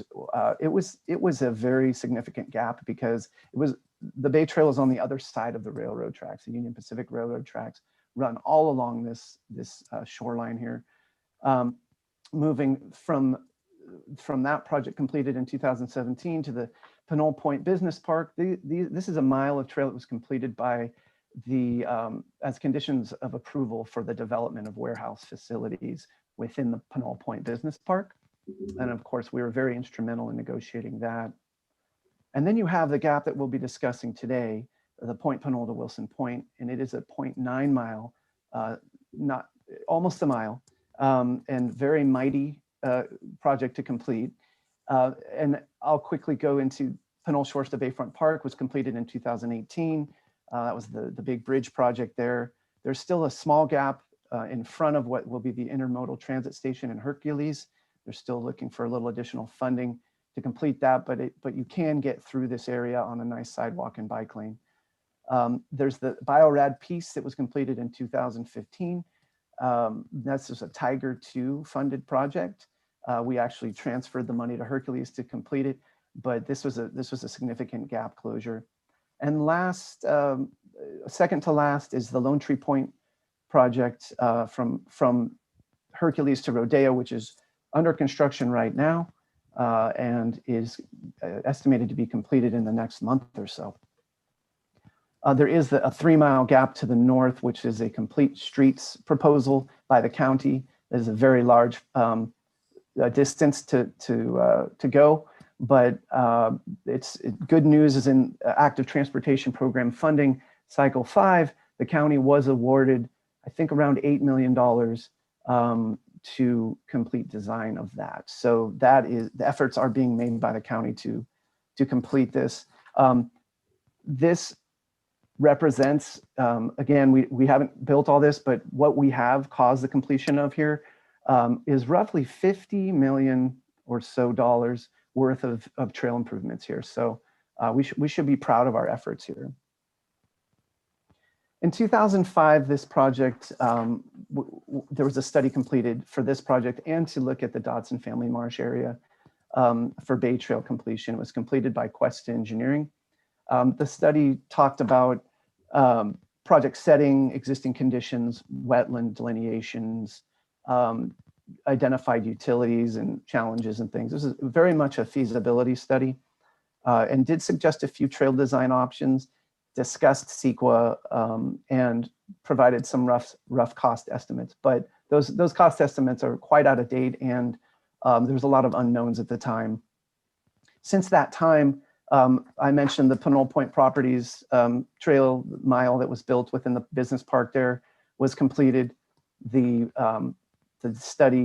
Dodson Family Marsh segment was completed. And we were able to renegotiate and amend the MOU with the railroad, which is what makes this portion in dotted yellow and black here extremely important. Again, it's 0.9 miles. And before I go into the challenges here, I will just say that this project is possible. There are a few things that are going to be hurdles, but we have seen worse, I will say that. The Union Pacific Railroad negotiation and their approval will be a hurdle. And the potential for moving utilities and mitigating for wetland impacts. Those would be the three kind of things. The rest is frankly just money that can be handled through engineering. So starting from the end of the left or southern end closest to Point Pinole, the property I've highlighted here in red is the remaining property within the business park that can't be developed. There's some wetlands in there. There were some previous contamination that was cleaned up, and it just doesn't have enough space to accommodate development. Well, we refer to this very often as the remainder parcel. It's about 15 acres. We're standing in this photo here. We're standing looking back at the most recent segment of the Bay Trail. You can see it right in the center where that currently ends. We've negotiated a 50-foot easement across this property, which gives us hopefully plenty of room to navigate between a wetland and the Union Pacific Railroad property. So it's very much between a rock and a hard place. These are the two wetlands that over this property. One is freshwater and one is tidal. We need to determine how we're going to get across these. The study in 2005 recommended fill of this area, but they also discussed the need for potential cantilevered structure or a similar structure to the Dodson Family Marsh, which is on piers, essentially bridges over these. It would be roughly 1,000 feet of boardwalk, pier, or fill that would be needed. This segment represents about 0.3 miles or 1,700 feet. This segment is about another 550 feet. You see Montero Bay Park and Community Center here. The park is actually owned by Contra Costa County Sanitary District. And we'll need to discuss additional right-of-way with the county here. But the uses do blend nicely, I will say, with a park and community center. And there is room between the Union Pacific Railroad, we feel, and the park to provide a connection to the park, but also provide a thoroughfare through it. And now this is, let's see, how long is this? This is about the remaining portion of it. Sorry, I didn't write down the distance, but it's several thousand feet of the Union Pacific Railroad MOU area. It starts on the left with a creek that drains from the upland. We'll need a bridge over this. It won't be a very large bridge. It'll be about 70 feet, I'm guessing, but we will need to engineer that and make sure that we are building that bridge above sea level rise, because we are right or projected sea level rise estimations, because we are right at the shoreline here. The area here in red, as you can see, it's quite close to the homes along Cypress Avenue here. The vacant piece of land you may be looking at on the left there is the old Seaview School. That school has been demolished and that property is currently vacant. We have looked at acquiring easements across that for neighborhood connectors, but there was a development approved, or at least tentatively mapped for this area, but the school district owns it currently, and they cannot sell it to a developer. They have to sell it to either another public agency or use it for educational purposes. So they're looking at it for teacher housing at this point, but nothing has come through our planning group on activity at this piece of property at this time. So not only are these houses very close to the trail, but they're also about 40 feet or 30 feet above the railroad tracks. So we'll need to rise in elevation, construct retaining walls, as well as build a trail near these folks' backyard. There is some encroachment that we would need to identify here to see if we have the space that we need. As you can see on the left here, this is the bluff. This is from those properties, or just before those properties. You can see already there's a utility, a pipe draining down to the railroad track there. That's a conflict. As I mentioned, it's 30 feet above there. And the other good news, in quotes, is that, sorry, we have to keep a lighthearted attitude about these things because, like I said, we've seen worse.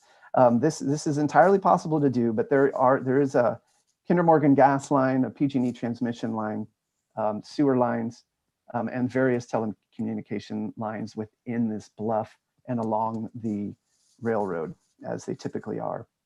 And so this is a clip from the 2005 study that shows, one option for removing some grading out the bluff to accommodate the trail.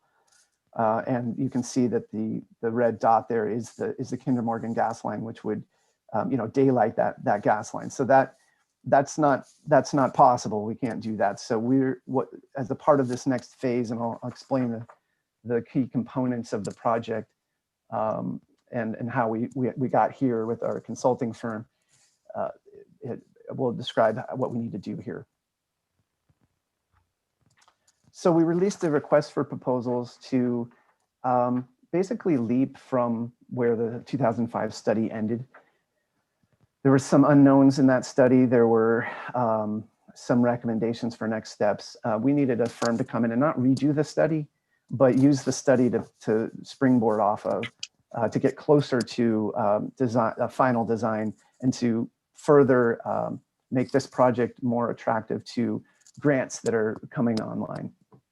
That was released in January 29th. We received 7 proposals, which was an extremely competitive race, I will say. And we picked 4 of the top firms that we felt really nailed their proposal and their project understanding, and the price was right. On March 22nd, we interviewed those with members of Park District staff, myself, my staff, Suzanne Wilson, and a representative from Design and Construction, as well as a representative from MTC ABAG from the Bay Trail Group. We selected BKF Engineers on March 29th, and here we are today discussing that contract. And if approved today, we'll give the notice to proceed tomorrow. As I mentioned, this was a very competitive process, and it made it very difficult to choose a firm because there's a lot of talent in the Bay Area. And so we always want to keep this fair. We didn't give any leg up to any firm whatsoever, regardless of whether they completed the previous study or not. And the key components that we were looking for were suggestions on how we can traverse those wetland areas. How do we build the trail there to minimize cost, but minimize the impact, as well as identifying mitigation to those impacts, which we would like to find on site if we can. And it seems very difficult to do so. So the firm that really understood that stood out, and it was BKF. We want to complete a CEQA document, and we think it's going to be a mitigated negative declaration. But as we move through the studies, we'll confirm that.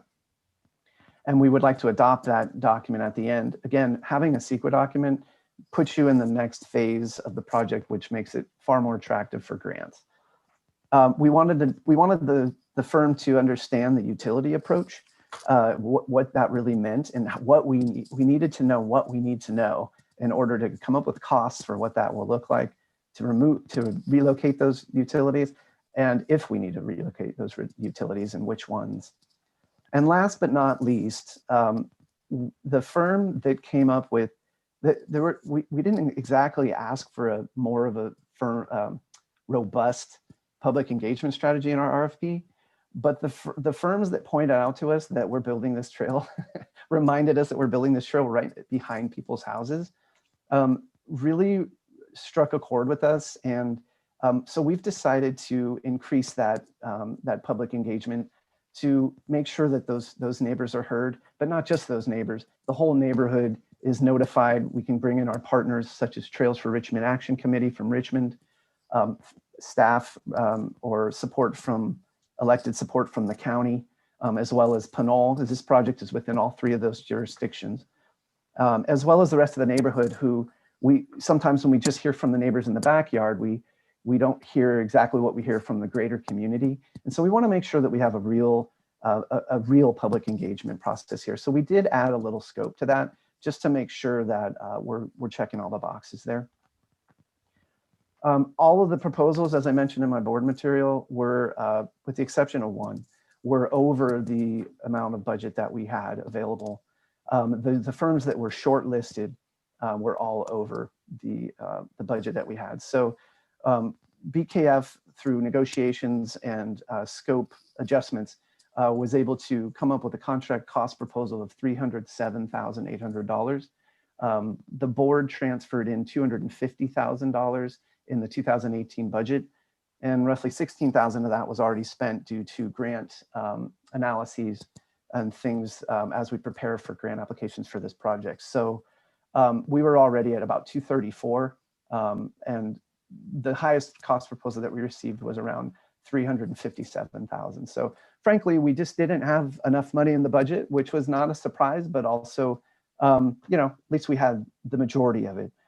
So what I'm proposing, what staff is proposing, is to transfer remaining CIP funds from the Atlas Road Bridge project that I showed you earlier on the map. There's roughly 96,000 some odd dollars in that project left that is no longer needed because the developers have built the trail there, and to move that into this project so that we can cover the cost of BKF's proposal. That would raise the total project budget to $330,792, and that leaves $22,992 for project administration or things that will inevitably come up, which they always do. For instance, to pay for Union Pacific review time and things of that nature. So I'd like to keep a little buffer there, and I hope I'm not back in front of you asking for more, but I wouldn't necessarily rule that out.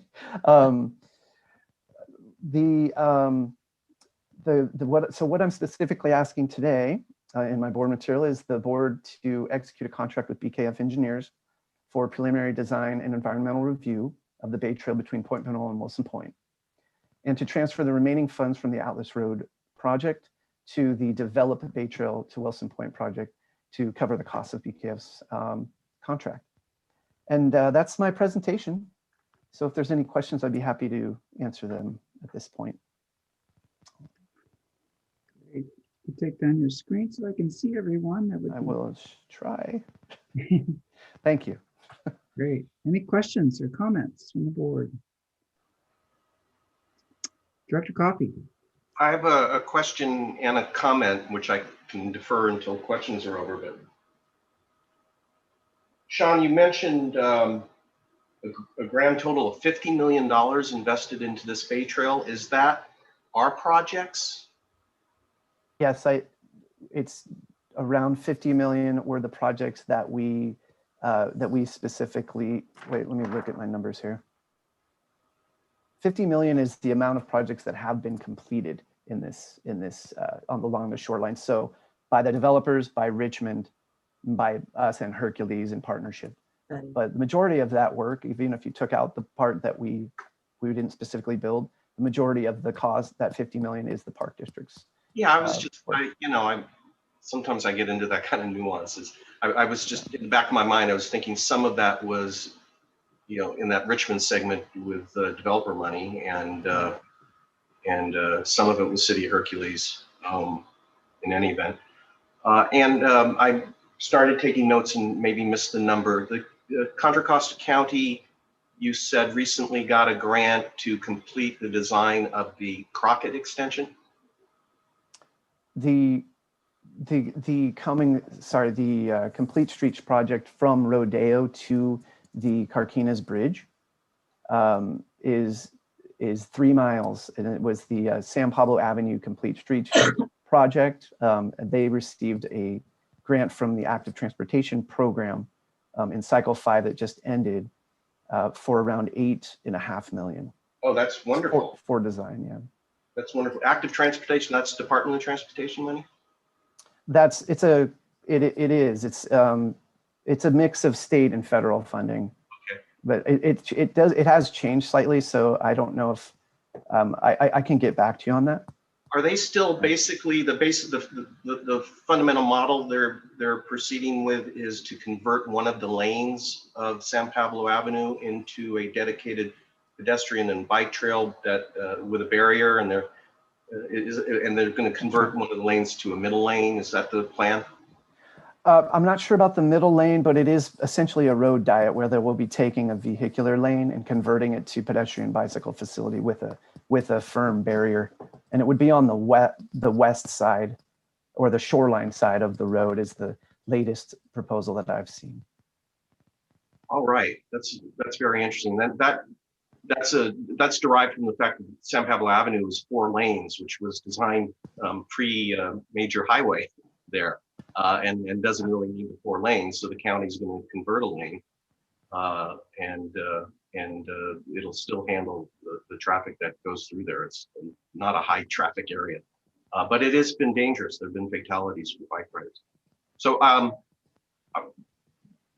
can defer my comment, D, until all the board questions are answered. And I just wanted to express some enthusiasm for this. I thought you would. Another bridge for you, though. Director Wieskamp. I can't believe he's enthusiastic about this. What a surprise, Colin.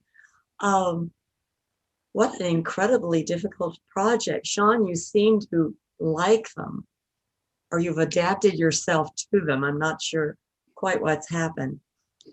Is there a possibility of, in some way, and I don't know how, that some of the property that's owned by that school district might be involved in a transfer or something that could make this project more doable?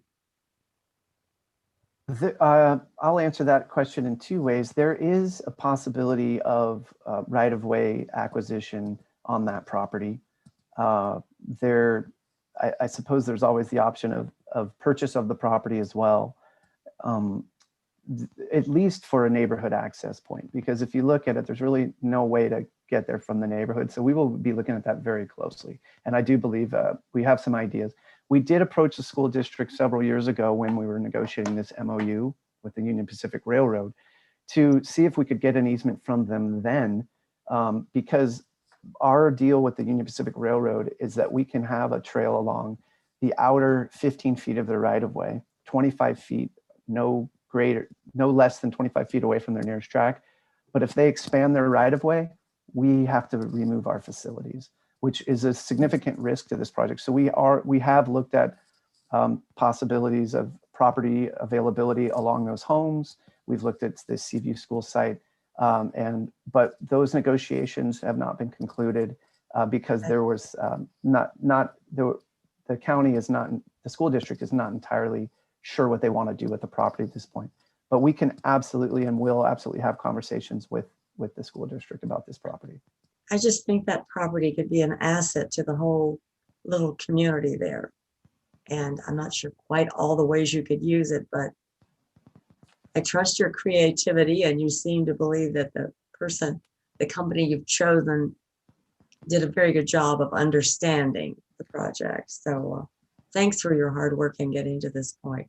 I think it's going to be a wonderful connection. All we need is more money. Thank you. Director Corbett, did you have your hand up? Yeah. Thank you for bringing us another great project to continue to construct the Bay Trail. And obviously you'll be using a lot of creativity to make this happen. I appreciate the fact that you included the, that community outreach component, because I'm sure because of its proximity to the neighborhood and the homes, we will be hearing from individuals. And I have a couple of questions with regard to dealing with the Bay Rise issues. What is the thought on that? I mean, how many years into the future would we be building this for to predict when our obsolescence may happen? Are we looking 50 years or? That's a great question. And I think I'm going to have to get back to you on that. We can determine that through this process, but I am not sure that for some reason the figure 50 years out isn't, but we need to, we just finished the, it's called the RAP, and Christina, maybe you can help me out with the acronym there. The sea level rise assessment of the San Francisco Bay Trail in this area was included in that assessment. And so we'll be following that and regional guidelines for sea level rise. We want to make this project and any bridges and infrastructure put in this area resilient for as long of a investment life as we possibly can. But I don't have that specific answer for you at this time, but I can get back to you. I imagine there's probably some standard, like you mentioned, that we look towards. Yes, we will be referencing all of that as we move forward. Director Corbett, if I could just add to that, BCDC does require that projects meet a 50-year design.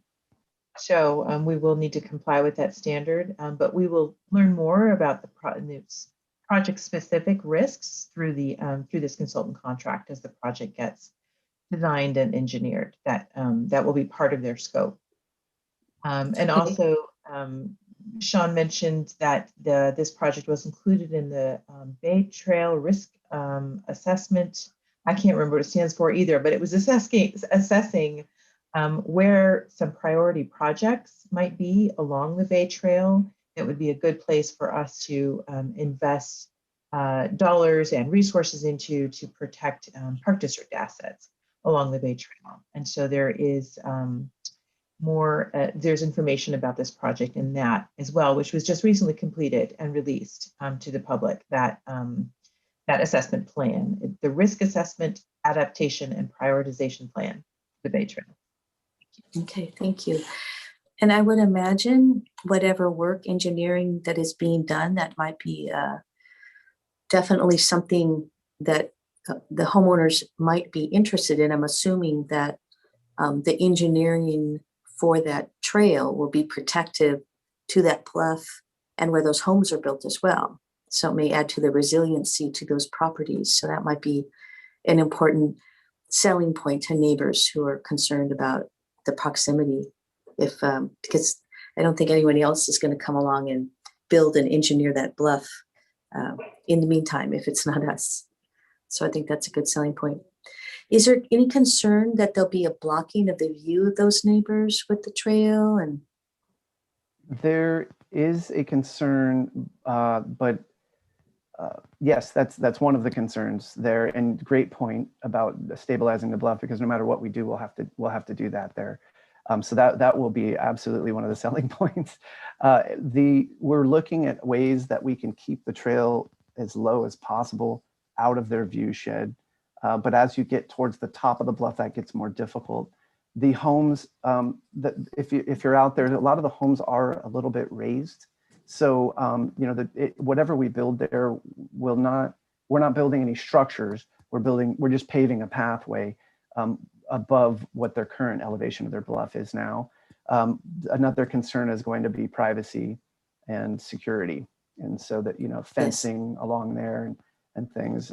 But we're going to be taking a real creative look at once we know what we need to do here based on the utility information and the geotechnical information about the bluff and all of that, the property information, then we'll approach the neighbors when we actually know what might be in store for them. But right now we just don't at this point.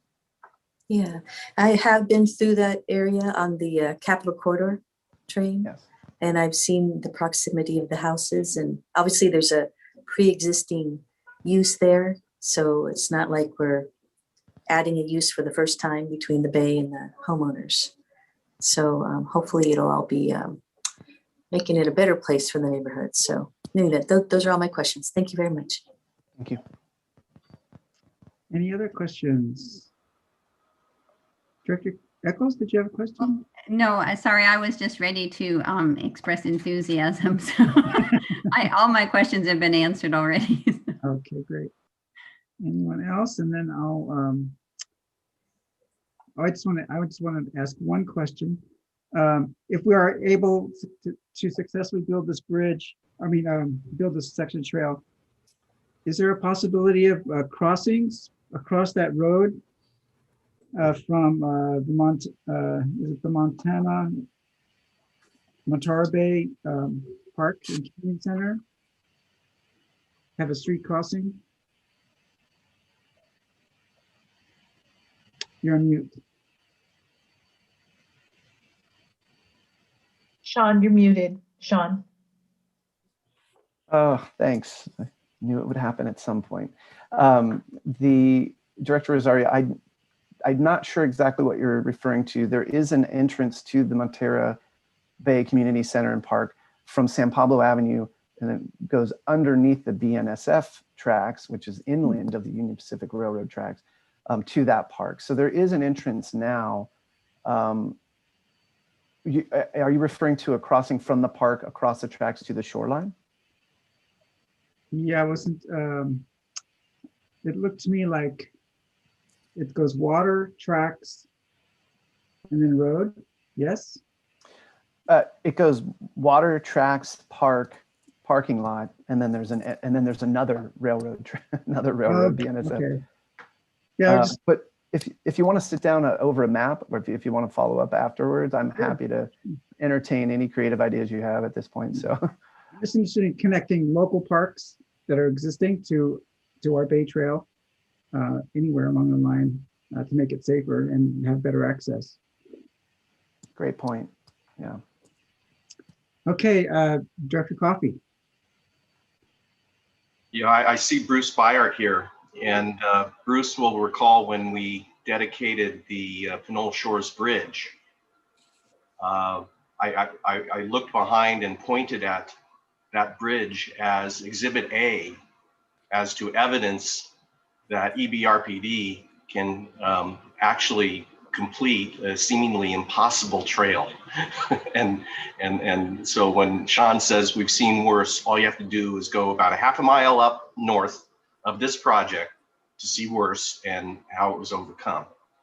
And I am enthusiastic about expensive bridges, but this one, not because it's in Ward 7. This will be all Ward 1, but it will certainly enhance the entirety of the Bay Trail shoreline, San Pablo Bay shoreline, from Point Pinole to Rodeo.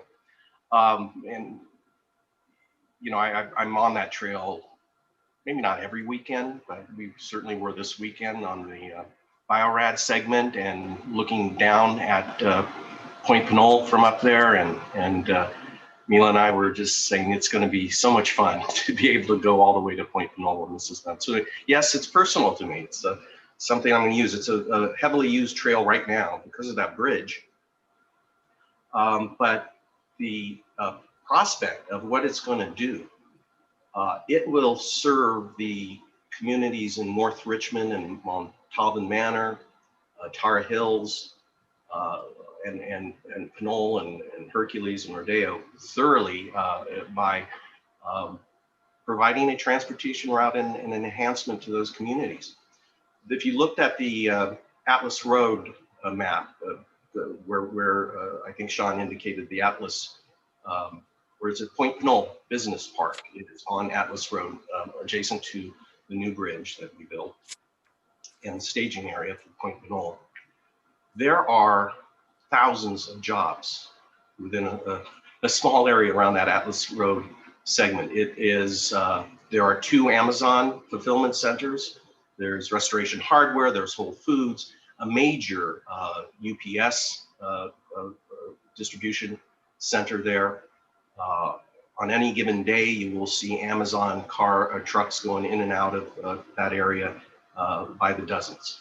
So you will be providing access by trail to literally thousands of workers down there, to a commute route for relatively, I say, you know, in contrast to Contra Costa County generally, relatively affordable housing all along that corridor between, again, Montalban Manor and North Richmond and Tar Hills and Pinole Hercules Rodeo.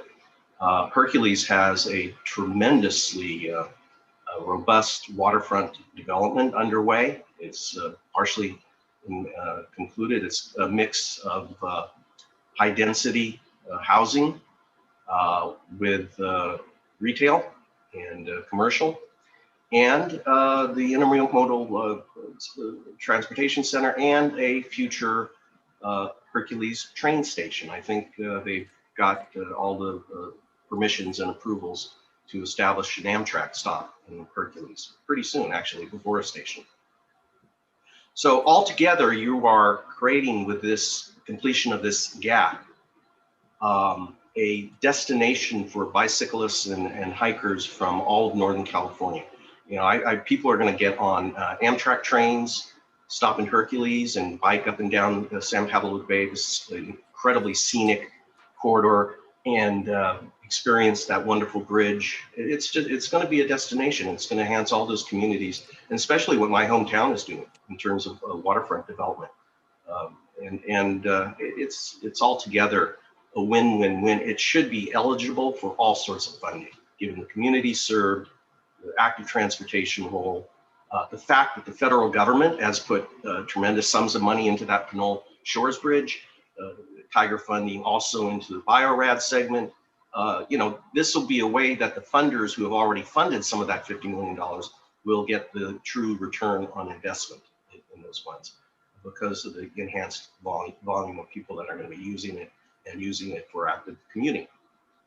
So I'm very enthused and excited and happy this is moving along. That, you know, twice on our agenda, you know, I opened my packet and saw it's on twice. One in the consent calendar for looking for funding, and now here for spending it.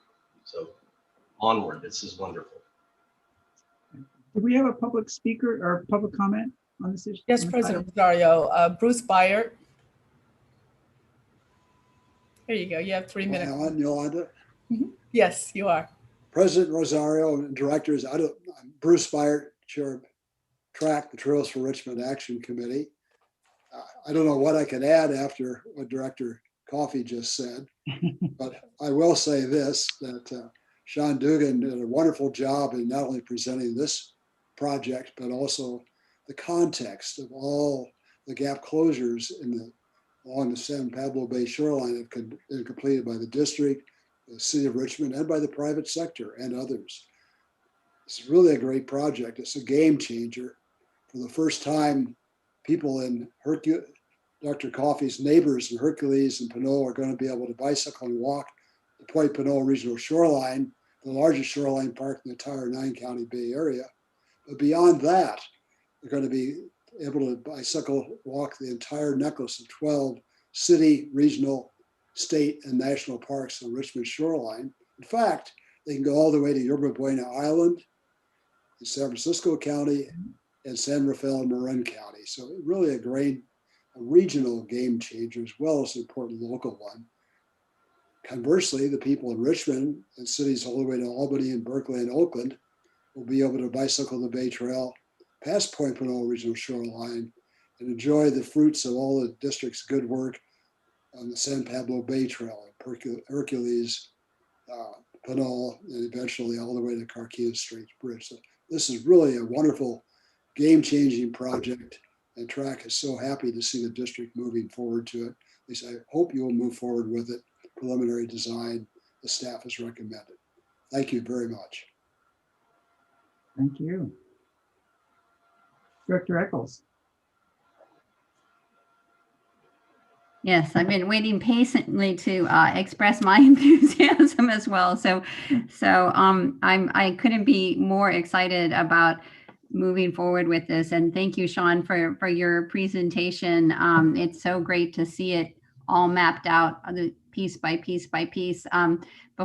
When I first was about to be appointed to the board, before you'd even sworn me in, I went out to this spot with Bruce Byard and then Park Supervisor Britt Thorns, and looked at the work that actually had to be done to make this connection happen. And it is significant. There are a lot of challenging aspects to the job, but I know Sean has seen worse, has accomplished beautiful things with worse, in addition to what Colin talked about. I mean, certainly moving that Albany Trail around Golden Gate Fields was extraordinary work as well. So I'm very confident about this, and for many of the reasons that people have already expressed. But it's it's just an amazing opportunity to improve access to our shoreline, and as Director Coffey and Bruce both just said, to bring people from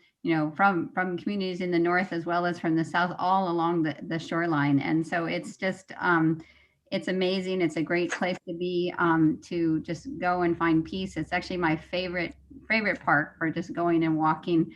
And it's also, as you've already heard, just a great opportunity for people to commute along this line. I know folks were already commuting along this line, but had to, go off onto the roads for that segment.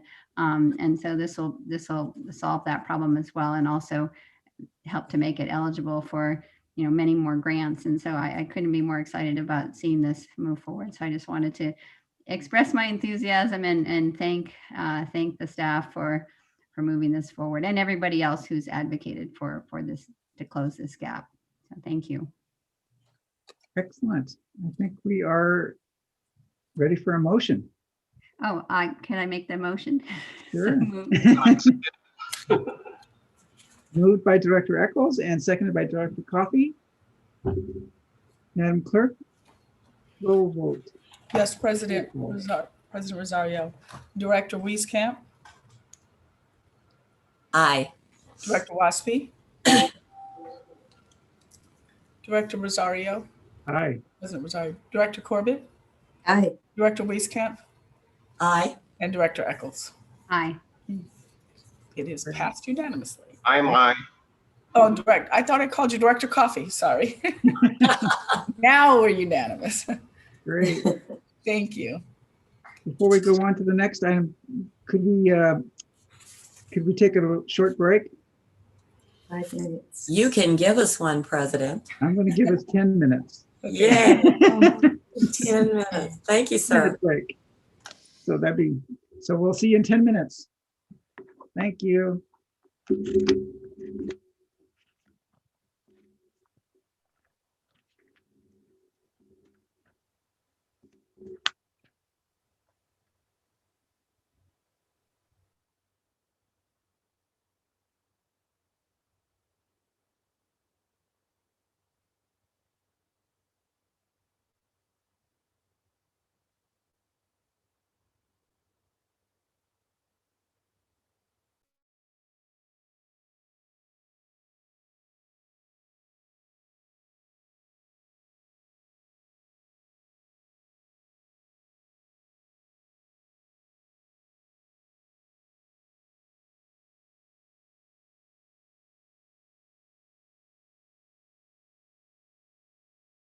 Great, thanks.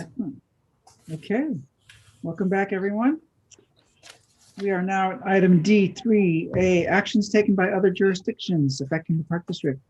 Manager Landreth. Thank you, President Rosario. We have just one item on actions taken by other jurisdictions, and that is on April 22nd.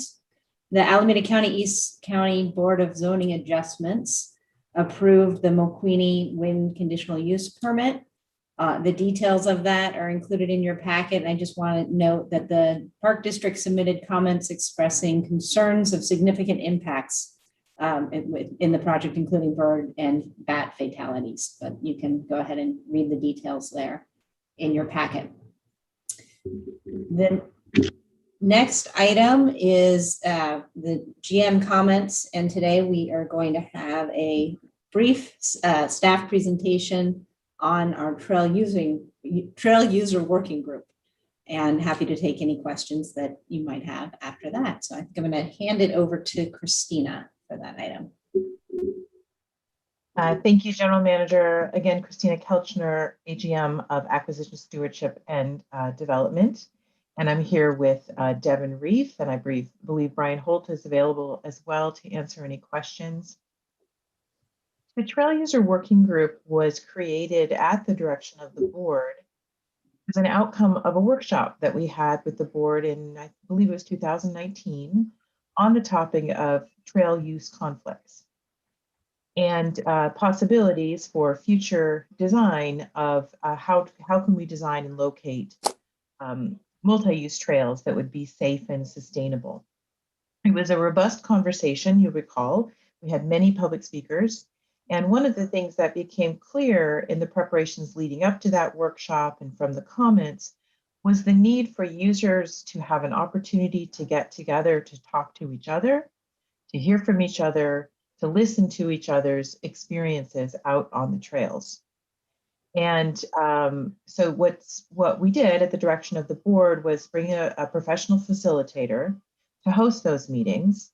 The meetings are minimally staffed, so they're not staff driven, they're not staff led, they are staff supported. We come and we listen, but it's really been an opportunity for the user groups to talk to each other. The goal of these meetings has been to start to develop some understanding, some relationships, some open lines of communication among the different trail user working groups. And we believe that so far that has succeeded. So we're pleased with the progress in that regard of building those relationships. There is a long way to go. The purpose of this trail user working group is not to develop recommendations. It's not to solve the problems. It is simply a forum for users to be able to get together and listen to each other. So what we wanted to do today was to bring an update, mostly to be sure that the board is aware and the community is aware that we have kept that commitment to have those facilitated conversations for the user groups to talk to one another. Devin's going to go over the participation that we've had in those meetings. We have Devin and Brian have done a great job working with Monaco and others to reach out and ensure that the meetings are as inclusive as possible, so that we're hearing not just from the same voices that we usually hear from, but from a broader spectrum of voices. That being said, this is just the start, and there's a lot of other work to do, and we will be looking to the board to tap into your networks and to have your help to engage with the community as we continue to make sure that we are reaching all of the people who want to be heard on this issue and continue to do additional community engagement with the board's help in that effort. So just a beginning process, and our purpose today is just to give you a process update, that you know when we've met, when we're meeting again, when those meetings are going to conclude, and again, just the beginning of a very long process, a lot of work to do. But with that, I will hand it over to Devin to give us a little bit of an update. Thank you. Thank you, Christina.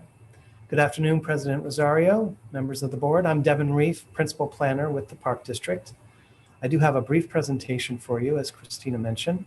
I'd like to share my screen if I could.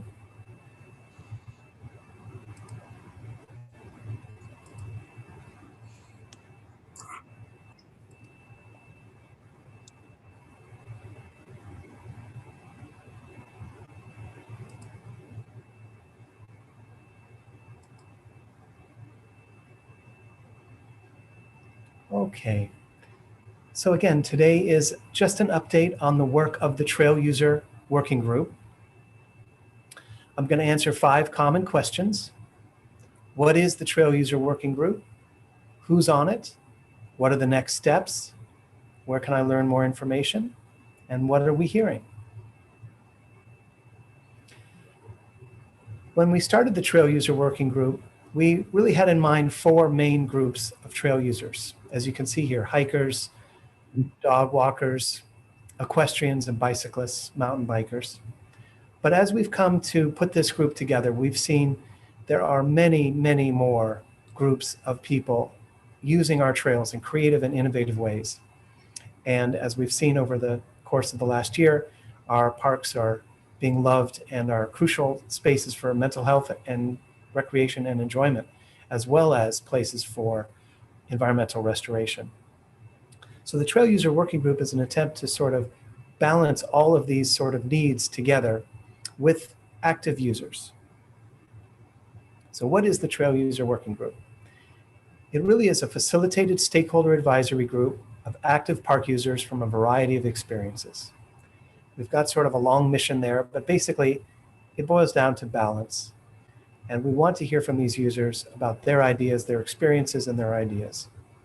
So as Christina mentioned, this all really started with the board, October 2019 at the workshop on trails. Board recommended this group be formed. We formed the group last summer. We hired Lou Hexter of MIG Incorporated in Berkeley as our facilitator. He's been excellent. We had our first meeting in August. We've met 4 meetings so far. The next will be in June. And we'll meet until September 2021, where we'll wrap up the work of this group and make a presentation to the PAC, the Park Advisory Committee, and really hand off the work to them. So who's on the group? We currently have 30 members. Here are some of the logos of some of the members. Bicyclists in the form of the East Bay Regional Bike Trails Council, conservation groups like the Sierra Club, Native Plant Society, Audubon, dog owners, Valley Humane Society and the Point Isabel Dog Owner Group, equestrians with the Metropolitan Horsemen's Association and Tilden Wildcat, hiking groups, land trusts like John Muir Land Trust and San Mount Diablo. We're hearing from youth. We've got 2 amazing students and former students through Civic Corps, one of whom works in our parks on trail maintenance. We've got members of the Park Advisory Committee and the Multicultural Advisory Committee, as well as the Regional Parks Foundation and regional perspectives like Bay Area Trail, Ridge Trail, and the BORP group, the active recreation folks who are making active recreation available to everybody, regardless of ability. So what are the next steps? Well, we've been getting many, many ideas and discussions generated during these meetings in our breakout groups. Basically, we're looking for ideas around new trails on land bank parks when they are eventually opened as parks, and new trails in existing parks. But we've sort of steered the group away from talking about solving current trail conflicts in existing parks. And I know that all of you have been getting many emails and concern letters, and I'm copied on some of those about trail conflicts as they happen in real time. And we do have Captain Breed from our public safety team who attends a lot of these meetings, as well as some staff who listen in. As Christina said, this is really a chance for the trail users to talk to themselves, and we listen. So where can I learn more information? We have a webpage on the Park District website. There's the address. The website is growing. It's got resources suggested and ideas and suggestions from all the different user groups. We have all the meetings videotaped on Zoom, and they're available to watch afterwards, and the breakout groups. And we'll keep that up even after September when the group comes to its end. So this is my last slide. What are we hearing? Safety for all users is coming up again and again, especially on narrow natural surface trails. We're hearing concerns about access, especially for, in the case of equestrians, they need more dedicated parking for their horse trailers and their trucks.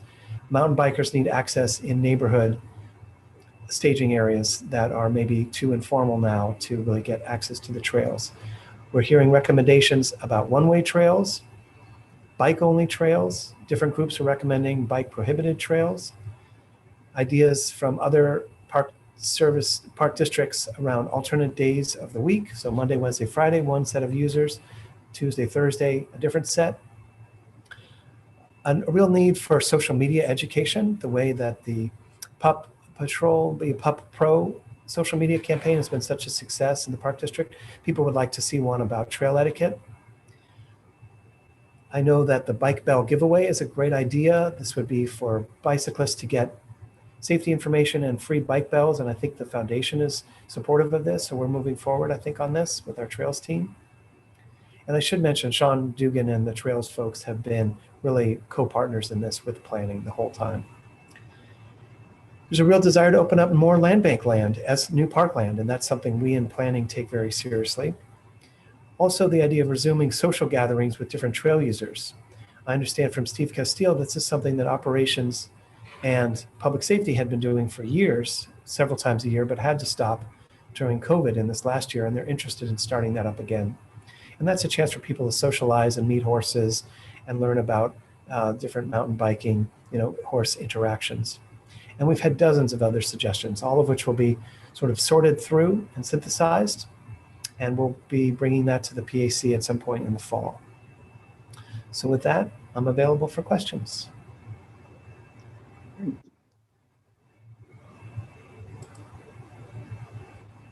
Questions from the board? Well, there must be something. Do we have some public comments as well? Oh, yes, we do. Let's do that first. Yes, I we have a have. question. I can't turn my video on. Somebody won't let me. Whoever it is. Okay. We know you're there. Oh, there you are.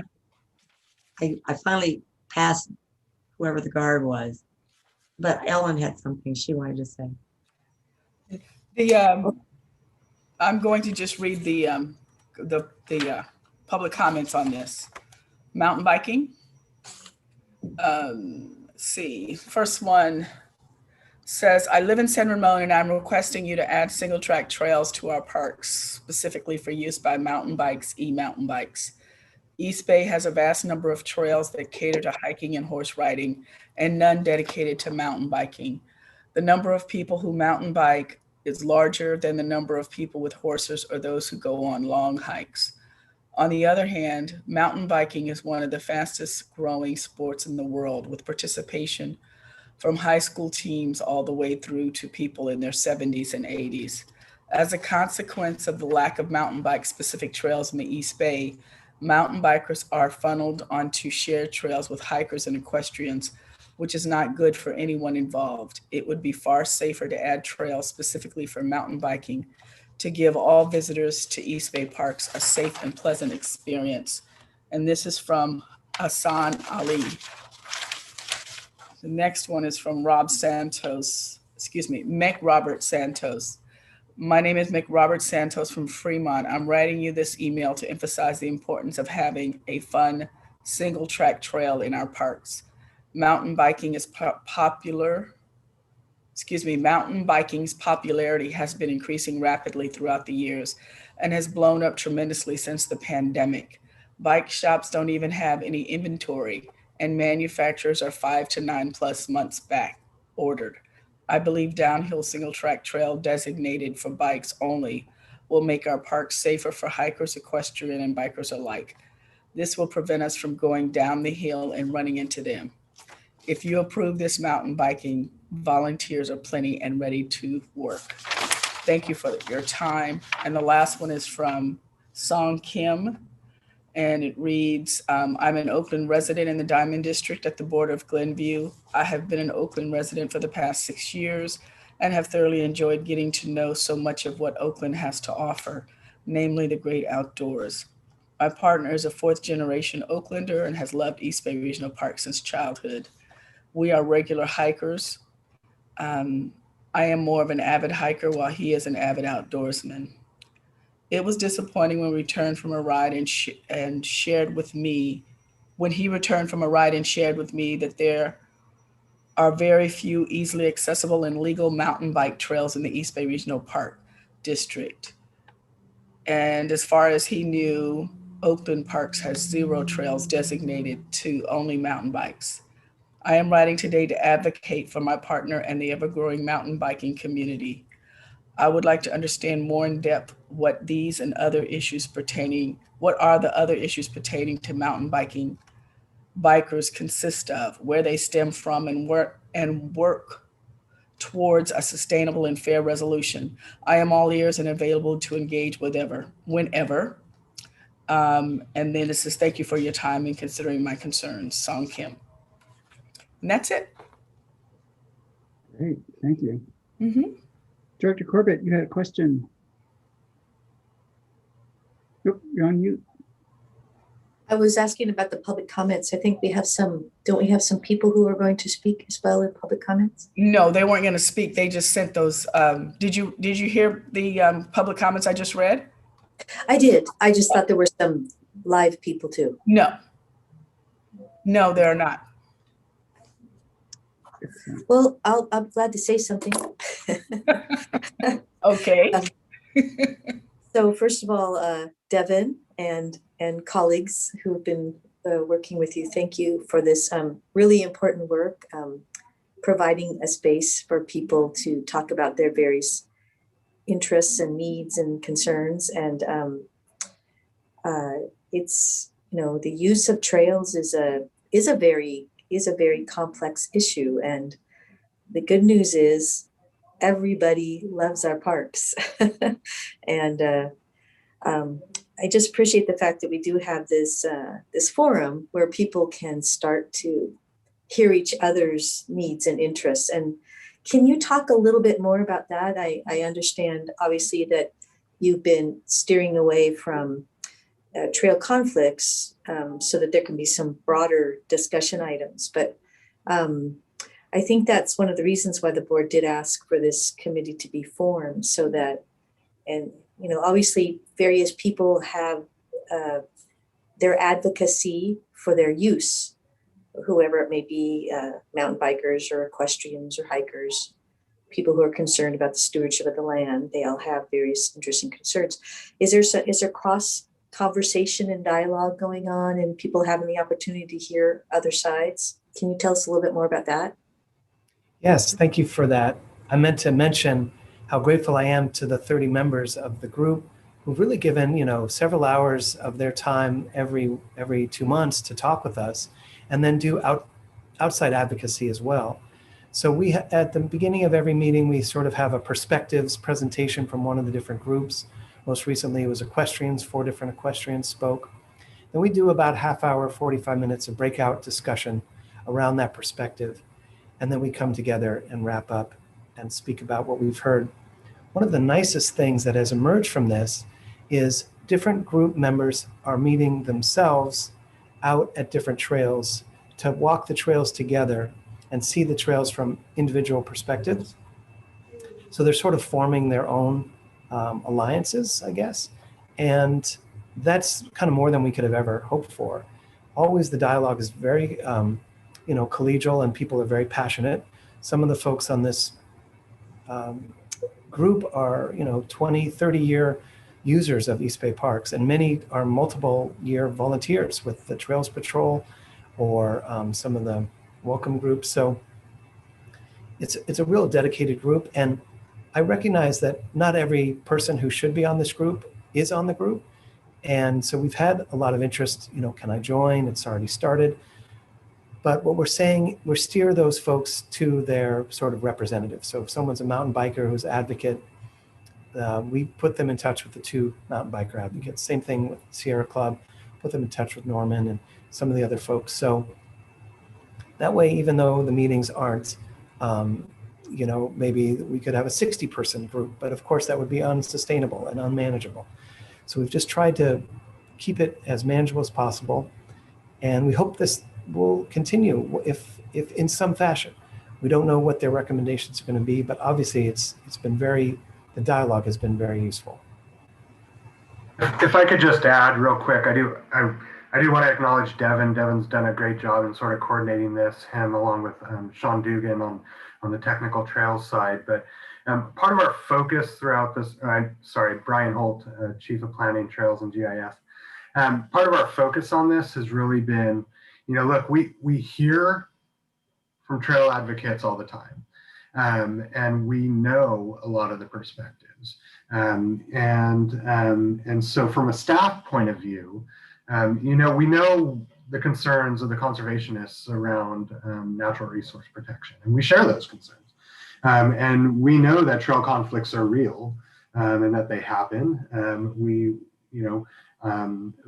understand that there is a lack of facilities dedicated for mountain bikers, and equestrians have legitimate concerns around trail conflicts. And so we've tried to move away from just rehashing and having those same conversations. And trying to have a way for the users can hear from each other on those concerns. And then what we've tried to provide is, really kind of a plea for help from a staff perspective, is that, look, we've got these frameworks of whether it's a master plan or Ordinance 38 or our land use plans or, just the history of the park district, that isn't facilitating us to address these questions. So what are some other strategies that we can use to do those? What are some ways that we can start to, have these conversations to address these needs without just saying, like some, that we're just going to open up all of our trails to all uses, or that we're going to be completely restricted. Because what we've seen during COVID is that that the demand is there, and we can't be everywhere all the time to enforce everything. I think it's it's an enforcement, and we need to be doing some other things too. So understanding what some of those other things are, that we can do. Do you see that? I'm just thinking back to that meeting that we had as a board, and we had various different people aligning and being advocates for their particular interests and uses. And it's not a bad thing or an unusual thing for individuals to have a specific goal in mind or interest or need in mind, right? But do you actually see that there's some takeaways where various user groups are starting to hear and understand the other sides of others? Do you know what I'm trying to get at? I think it's I do. Everybody's saying and talking, but do you see any takeaways? One group understanding why one group is so fervent about one thing or another. Do you know what I mean? I'd love to hear more about that. Yeah, I mean, I do. Obviously there's a spectrum, and there's going to be some folks who are going to be very tightly held in their position and perhaps immovable. But I think what we have seen, and as Devin alluded to, is some of the groups getting together. So some of our most vocal equestrian advocates and some of the bicycle advocates getting together in Briones and sort of looking at the situation. And we'll likely be generating a proposal that they would like us to consider. We're also looking at Briones for some strategies that we can do there at a staff level. And of course, we got to look at taking stewardship concerns and public safety concerns and what can actually be operated, which is, a key part of this, what can actually be enforced and maintained, and then trying to get the word out to the public. But yeah, I think there has been a understanding that in some places, especially really busy parks like Briones, it's not working for the equestrians, it's not working for the mountain bikers, and often is not working for hikers as well. So how can we find something that gives something to everybody? And I think that's a little different than the conversation that we've had before, where it's sort of a zero-sum conversation of just saying, bikes only on fire roads and hikers and equestrians can be everywhere else. I think the COVID situation has given people the realization that, that's kind of the definition of insanity, and that we're, continuing to try to approach those problems with the same thinking isn't going to do it, because what we're seeing is that people are taking matters into their own hands. So I think there's a recognition that there's a need to work together on it. Thank you. Dr. Coffey.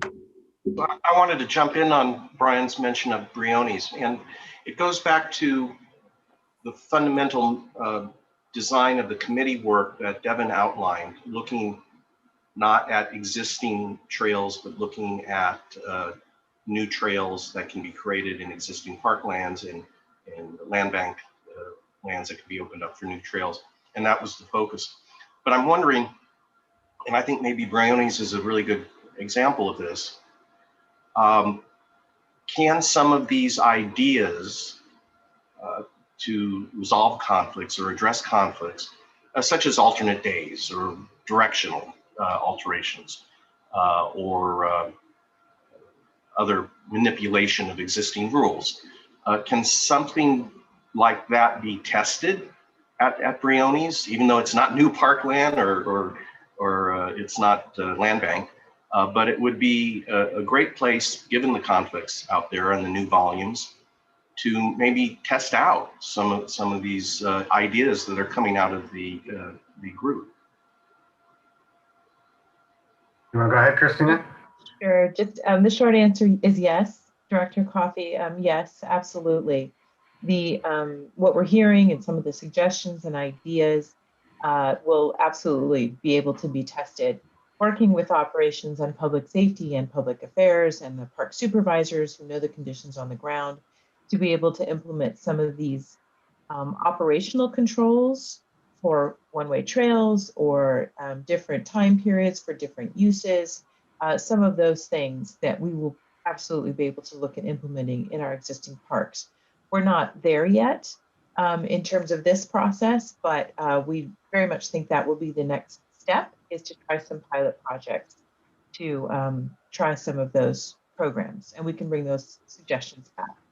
That's great. The other comment I want to make is that I really see for myself the impact that this discussion, and I think it maybe predates the working group's formation, but the discussions we were having that led to the creation of the working group, that the tenor of the debate and the discussion has been greatly improved.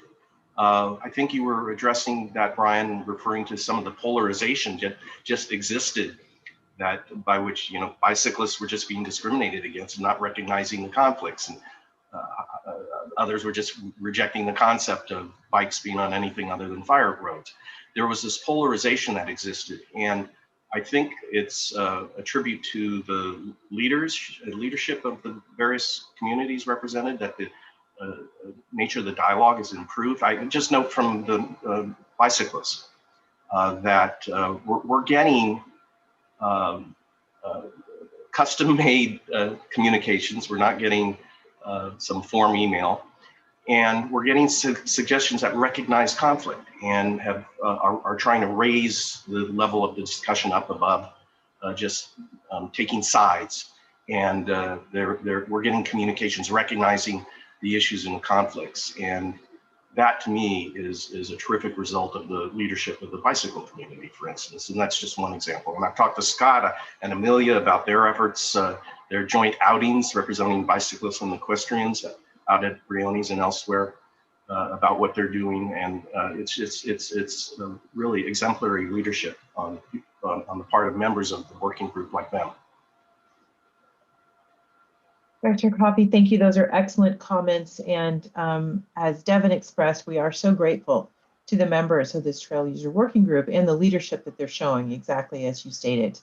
And it was the explicit goal of this group, and continues to be, to improve the dialogue and to improve the listening to each other. One of the things that came out of the discussion that we had at the board workshop was a realization, I think, in some conversation, that sometimes there are actual trail user conflicts, and there are cultural differences of people just not understanding somebody else's experience and the way that they experience nature. And so I think we're starting to be able to move beyond some of that, and you know, come up with some solutions and come up with some common ground that everyone, all of these trail users, love our parks. They love our trails, they love our parks, they want to be out there experiencing nature, and there's a lot more common ground than there are disagreements. And so I think we've been able to refocus the communities onto those common grounds, which just provides a foundation for us to move forward and start trying some ideas. Dr. Wieskamp. Maybe I've been at this too long, but I can remember some of these suggestions coming up a long time ago. separate days for certain uses, separate trails. I think it's great people are getting together and listening and understanding that there are a variety of needs. And I think it's going to be up to figure out how we can help people do the right thing. Because there have been enough incidents, horses, dogs, cyclists, some very dangerous. And I don't think any one of us wants anything bad to happen. And I don't think anybody in this group does. But I think it's going to be up to staff to follow through and be creative. I don't know if it's at Pleasanton Ridge, Briones, where it is, where we can do some things. And I think there's going to have to be excellent signage because we've got a lot of new users who don't even seem to understand if you're a cyclist and you're passing somebody walking, ring a bell, yell out, do something. So I think there's a lot of basic courtesy that hopefully people are learning through this. I would love to find a way we can do it in a timely fashion. Now, what's a timely fashion? How about in the next year? Does that seem reasonable?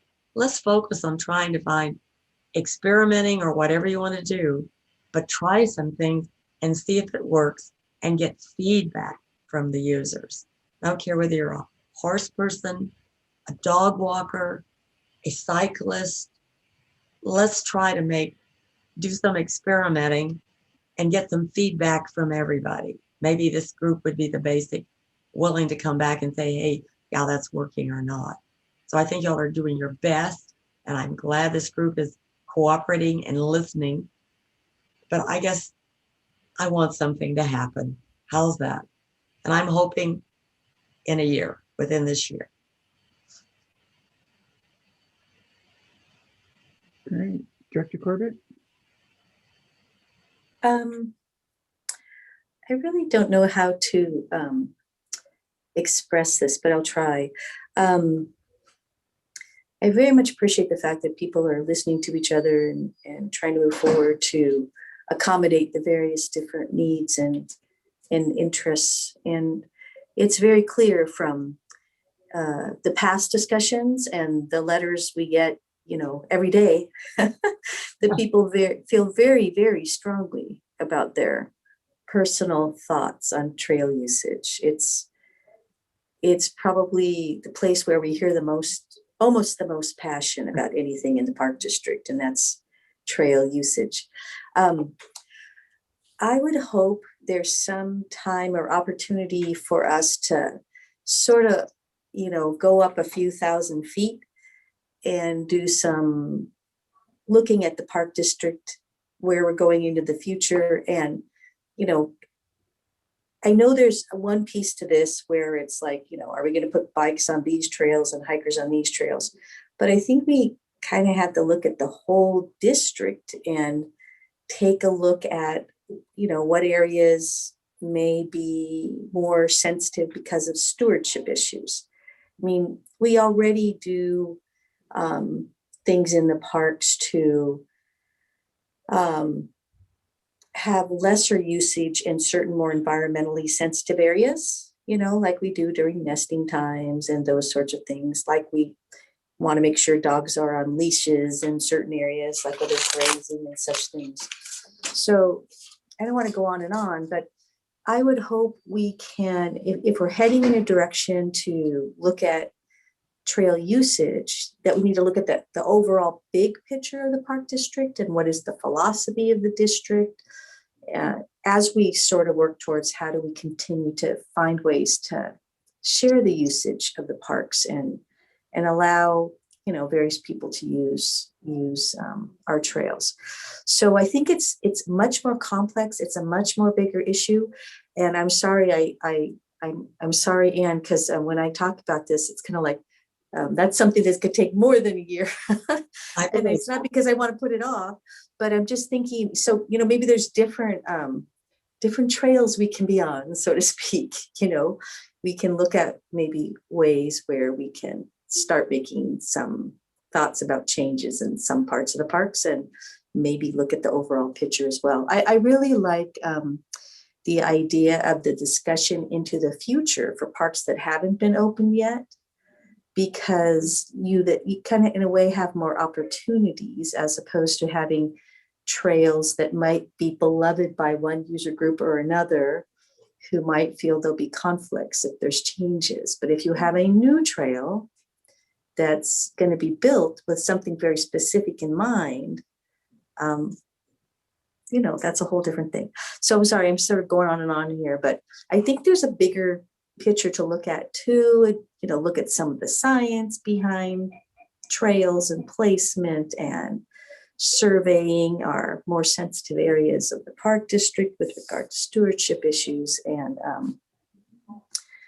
it's a lot. And the one other thing I would say is we already know that we're looking for additional resources to build and maintain trails. That's a huge responsibility and a huge cost to the park district now.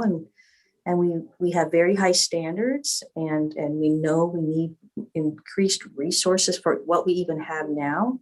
So I hope that can be part of the discussion too, as we discuss various different uses, the costs, the sustainability, how we pay for various different uses, and have some understanding of that as well as we move forward. So sorry, I'm going on and on, but I see this as a really huge issue. But I very much appreciate the fact that we've begun to get people in the room together to talk about their various different interests, because that's really important. So sorry about that. But Great. Anyone else? My turn. No, I really appreciate the work that's being done and the conversations that are happening. I think if we are looking at doing some pilot projects, we have to keep in mind that every park is unique.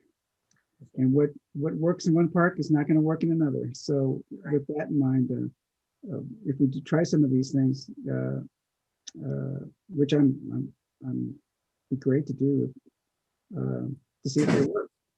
But community input is definitely needed and should be part always of the any plans to change trail usership or how they're used. But yeah, I'm really looking forward. I mean, for me, safety is the biggest issue, and for me, I think the park district is in the business of building social trails that can be used by everyone as much as possible and safely. So,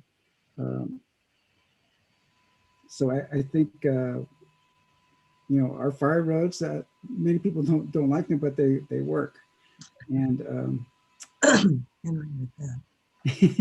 so I'm just curious from I know public safety's been out of Briones recently. I was wondering what the number of citations are for. Well, good afternoon, Director Rosario. Anthony Chavuro, your Chief of Police. So a variety of citations have been written in Briones for being on the wrong trail. That is one, or being in a restricted area. We have written citations for that. And then I'll ask Captain Breed to lend a hand here, and he can fill in some more of those details. Absolutely. Thank you, Chief. Lance Breed, Police Captain in charge of operations. Yes, as the Chief just touched on, we've issued citations for single track trails that are clearly signed, as well as off-trail use, cross country, as well as speeding, not wearing a bicycle helmet. But all of that is in partnership with stewardship and our park operations staff to make sure that we're getting out there, educating the public, ensuring that they know the rules and regulations prior to the enforcement, because that's just one piece. So we're out there for several weeks, making sure that we had a high visibility, ensuring that they saw us. We were monitoring social media. They were passing that information on to various groups. And then once we did start doing enforcement, we did get positive reinforcement via social media that word was getting passed out to stay off those trails just as we wanted to. So yes, that's part of it. The enforcement's part of it, but we're also working with Devin and Brian and Christina's group to ensure that we are addressing and understanding the abundance of concerns and working towards addressing those with a pilot program. Great. Are we keeping track of each, like say, we're keeping track of the bikes or violations that are poaching versus the ones that are for speeding? Yes, we're able to track all that. Anytime one of our enforcement officers makes a contact, that's all documented in our computer-aided dispatch system. So we're able to extract that data and keep track of it. And that's all information that we've been passing on to the working group, both the Trails Working Group and the pilot program working group. Yeah. And Director, I do have an additional comment. Yeah, I just wanted to add, Director, we strongly believe that the solution for this is what we're hearing today, and that is to redirect people in areas where they can safely recreate. We do not feel that although enforcement is something that we do and will continue to do as part of our values, particularly safety and stewardship, at the same time, it will take a great effort to redirect these users into the appropriate areas where they can fulfill their desires, again, to safely recreate in the context of our values. Yeah. The reason I asked for your feedback there was because no matter what we come up with, it's going to fall on you and your department to enforce it. Yeah, the truth. Director Corbett, and then Director Coffey. I was wondering, Chief and Captain, if you mind if I asked you a more specific question, and I think you sort of got to it, Captain Breed. Is the enforcement, I'm gonna ask two questions, maybe three. Is the enforcement having an impact? Are you having repeat offenders? You know, and if it were up to you, and you were trying to get people to change their way of doing things, if they're, you know, violating some of the rules we have out there to protect our natural spaces and also the safety of other trail users. Would you have another thought on how to get people's attention and sort of have them understand maybe why we have these rules, these safety rules? So that's a lot of questions, but sorry about that. Sure, I think that we do see the effects of enforcement, whether that's a reduction in complaints or anecdotally or through officers' observations. I think the captain did cover it, and there are a variety of areas or methods via which we would prefer to communicate with the general public. We certainly, as the captain mentioned, we have a very robust social media program. We continue to communicate there. The captain is on two committees, if I understand that right. He was explaining that to me earlier, and I'll let him name that other committee. So we are on multiple committees. We do communicate via the Volunteer Trail Safety Patrol, and we meet a variety of people through there. I think ultimately our desire, and as Director Rosario said, and I'll keep returning to that, we will always have a need for public safety. We acknowledge that, we embrace that. At the same time, our truest desire and our heart of hearts is to have people come to the park and pick an area where they can safely recreate. And that's where we lean on the park planning side. And as Director Rosario said, we understand it falls to us. We embrace that burden, and that's what we have to do to make sure we do that professionally and in the most precise way we can. Nonetheless, this is a greater park planning issue. And I know Captain Breed has the name of that other committee. I'm sorry, it's escaping me. Thank you, Chief. So the Trails Working Group is one facet of this, and it was already touched on, and we're getting a lot of good feedback from that group. But part of that is, and it was touched on, was a pilot program that we're working on. I don't want to go into great details on that, but part of the feedback that we've heard from the various groups, we've come up with a plan to try to implement something at Briones, and that should hopefully be coming in the next few months is our target to get something in place, and that would be brought up through the appropriate chains up into the board operations committee to pitch that idea, so to speak, in the next several months. But definitely working towards identifying specifically for mountain bikes, if I'll touch on that, specific trails that we can utilize, maybe existing or new. But obviously there's a lot of impacts with stewardship and trail design that we're working through, and we're trying to do that very quickly. we had one meeting earlier this week on Monday with Devin and his crew, and then a follow-up meeting with Matt Grau on Tuesday. So we are working through this. We're having abundance of meetings to try to come up with a possible solution to help mitigate some of this. And also, if I can add one more thing, we are going to include the mountain bike community in this and some of the conversations with this pilot program to ensure that if we do put something in place, that we utilize them to help spread the word and educate on what we're trying to accomplish to help mitigate some of those bootleg trails and the environmental impacts we're seeing throughout the park. So again, to what Chief Jaburo said is that, we really want to get the education out there, but enforcement as a last tool, trying to loop in all of the different facets of the district to address the problem, and then hope to divert those to mitigate a lot of those trail conflicts.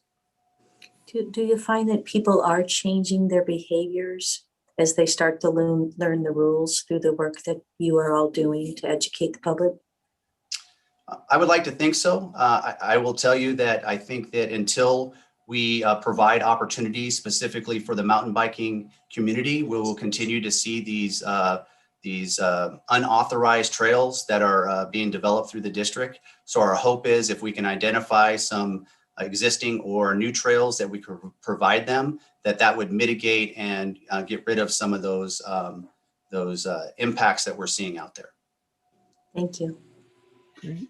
Director Coffey and then Director Waspy. Just some positive feedback for Captain Breed and the chief. I made a point last month of spending a couple of consecutive weekends out in Briones doing the Alhambra Creek Trail from the staging area up on into the hills, and past some bootleg trails and such, and just made a point of asking people how their outings have been.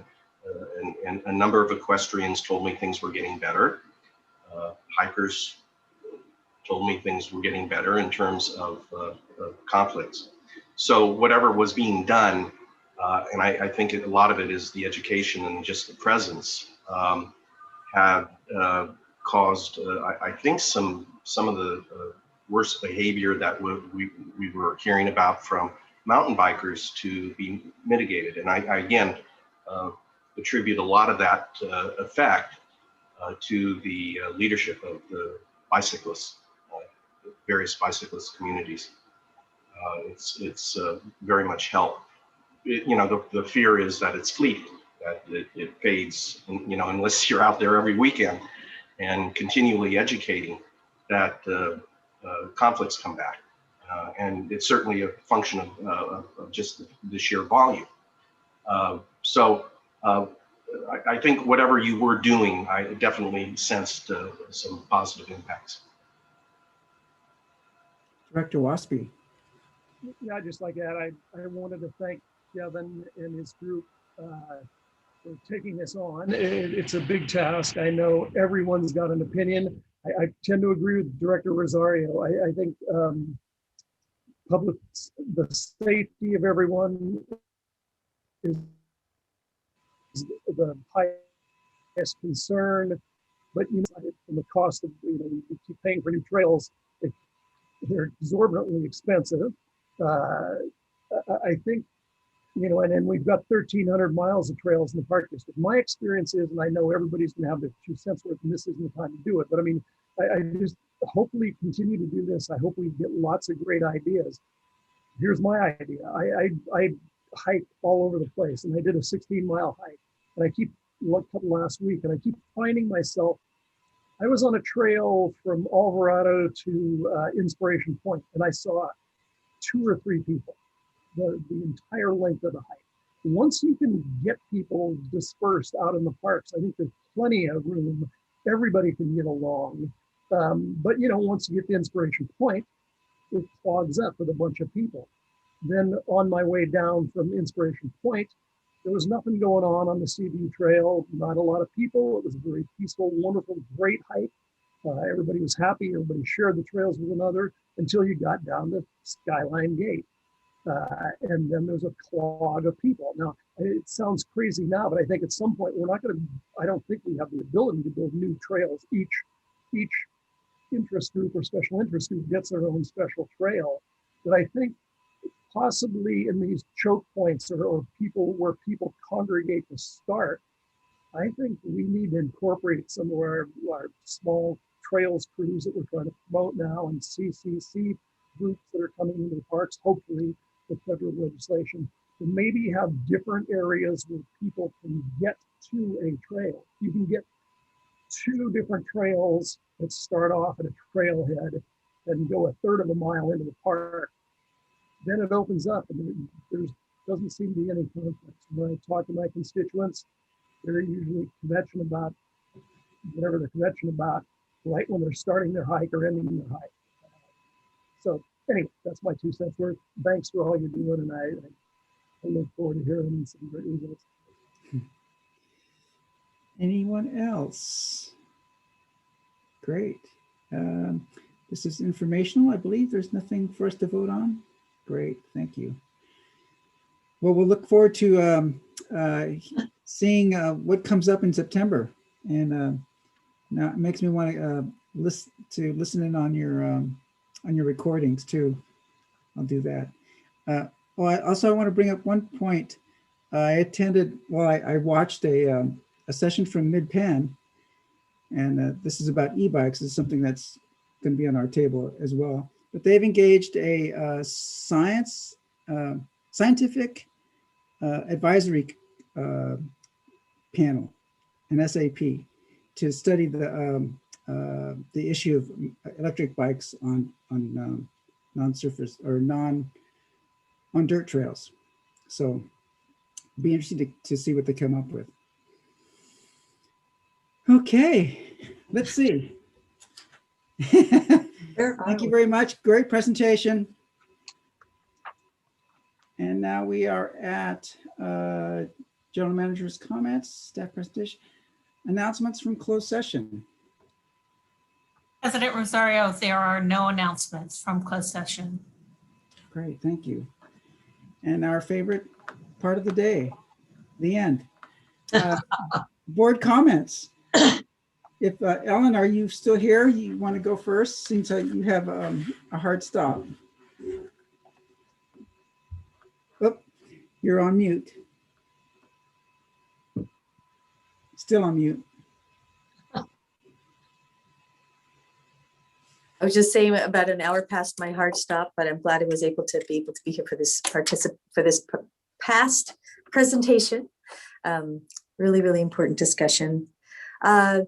Director Rosario, all I would be able to tell you is that I have attended the committee meetings that have happened since the last board meeting, and I didn't really prepare anything else to tell you that. So mine is very, very short, and that's it from me.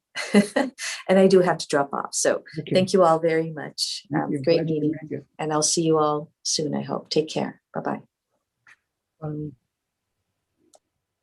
Director Waspy, did you volunteer? No, I was thinking about Ellen, but sure, I'll go. So on April 22nd, I attended the Fremont Liaison Committee. Great meeting. There were people, lots of public speakers that were very thankful that the Park District removed their barriers to Pickering Avenue and removed the no parking signs from Morrison Canyon Road. Seemed to be a lot of community support. In fact, a petition was circulated throughout the community, and they got something like 170 signatures saying they really enjoy Vargas Plateau and they enjoy getting to it from their communities. That evening, I met with Director Coffey, and we met with AFSCME members to talk about some subjects of interest to both of us. On April 23rd, I attended the board workshop. And April 26th, I attended the California Association of Recreational Park Districts Conference Committee, where we're planning a conference. I hope everyone's had the invitation to attend. I hope everybody considers attending. It's down in Monterey, short drive. Great conference. It'll be in person. Everything seems to be falling into place. I'm on the conference committee. We're working with the hotel down there, the conference center. They're doing everything they can. They've got ventilation. They've got social distancing. They've got a lot of different rooms where we can separate and do all the great stuff we do at Carped. Events will be held outdoors. There's sheltered areas to be outdoors, and I find it's pretty nice down there. So it's June 23rd to 26th. I invite you all to attend. On the 28th, I attended the Southern Alameda County Regional Group of the Sierra Clubs meeting and gave them an update on what's going on in the Park District.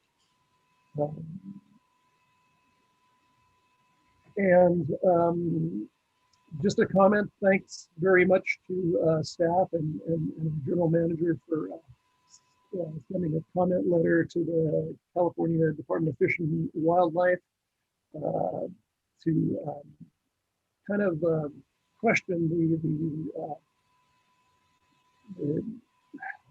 question letting more fishing going on Alameda Creek. In fact, fishing for steelhead that we've been working with the Alameda Creek Alliance to probably get back the steelhead run up Alameda Creek, and now they're running fishing at Alameda Creek. But thank you for that comment, Linda. And also, yeah, I did the Skyline National Trail, or half of it on the next day after the last day. It was great. It was 16 miles, way too long. It was very beautiful. Lots of wildflowers, and it's a beautiful tour through the park. So that's it for me. Thank you. Great. Director Eccles. Thank you. Good afternoon, everybody. So on the 23rd, I attended the board workshop. On the 27th, the board operations committee. On the 29th, attended a meeting hosted by DGM Ana Alvarez and AGM Jim O'Connor on looking at alternative ways to address the needs of our many park users with respect to South Park Drive. Some of you know the South Park Drive that cuts through Tilden. We've had it shut during the pandemic, and many people are enjoying that open space and that extra opportunity to walk and bike without having cars around. But at the same time, there are a number of campsites and sites that day camps will be using, and a number of hiking trails too that folks like to use. So we're just looking at how best to manage the different needs. And I really appreciate the work that Anna and Jim and their teams did in laying out options, and look forward to our follow-up meeting soon. So I just wanted to say thank you for that. And then been taking advantage of some of the warm weather this week to spend some time down at McLaughlin East Shore Park with my daughter. And those of you who know my daughter, who's 7, she will go swimming wherever there is water. So she's been enjoying swimming in our bay this week. Oh my gosh. But yeah. She's a brave girl. Yeah, well, brave mom, I can barely get her out, so, but anyway, so yeah, that's my report. Thank you. Great. Director Coffey. Oh, you have to have a wetsuit, don't you? For an adult, Ed. Oh boy. Okay. April 21, I attended the webinar entitled Turn Town, a case study in shorebird restoration hosted by Doc Quack. I learned that his programs, the shoreline programs, have generated about 6,000 volunteers based on his work. That's just incredible. On the 22nd, I attended a meeting with Brian Holt and Christina Felchner concerning Concord Hills and developments there. On the 22nd, I also attended the Earth Day Story Time presentation by the naturalists at Black Diamond Mines. On the 23rd, I attended the board workshop, which was very productive and informing. On the 26th, I attended the PAC meeting as the board representative for that evening. On the 27th, I took a tour with Director Lane of the now completed coal mine exhibit out at Black Diamond Mine. We were escorted around the new exhibit by Kevin Damstra, and we also got to see a new addition to the upper mine underground tour, so to speak, and that is this cavern that is being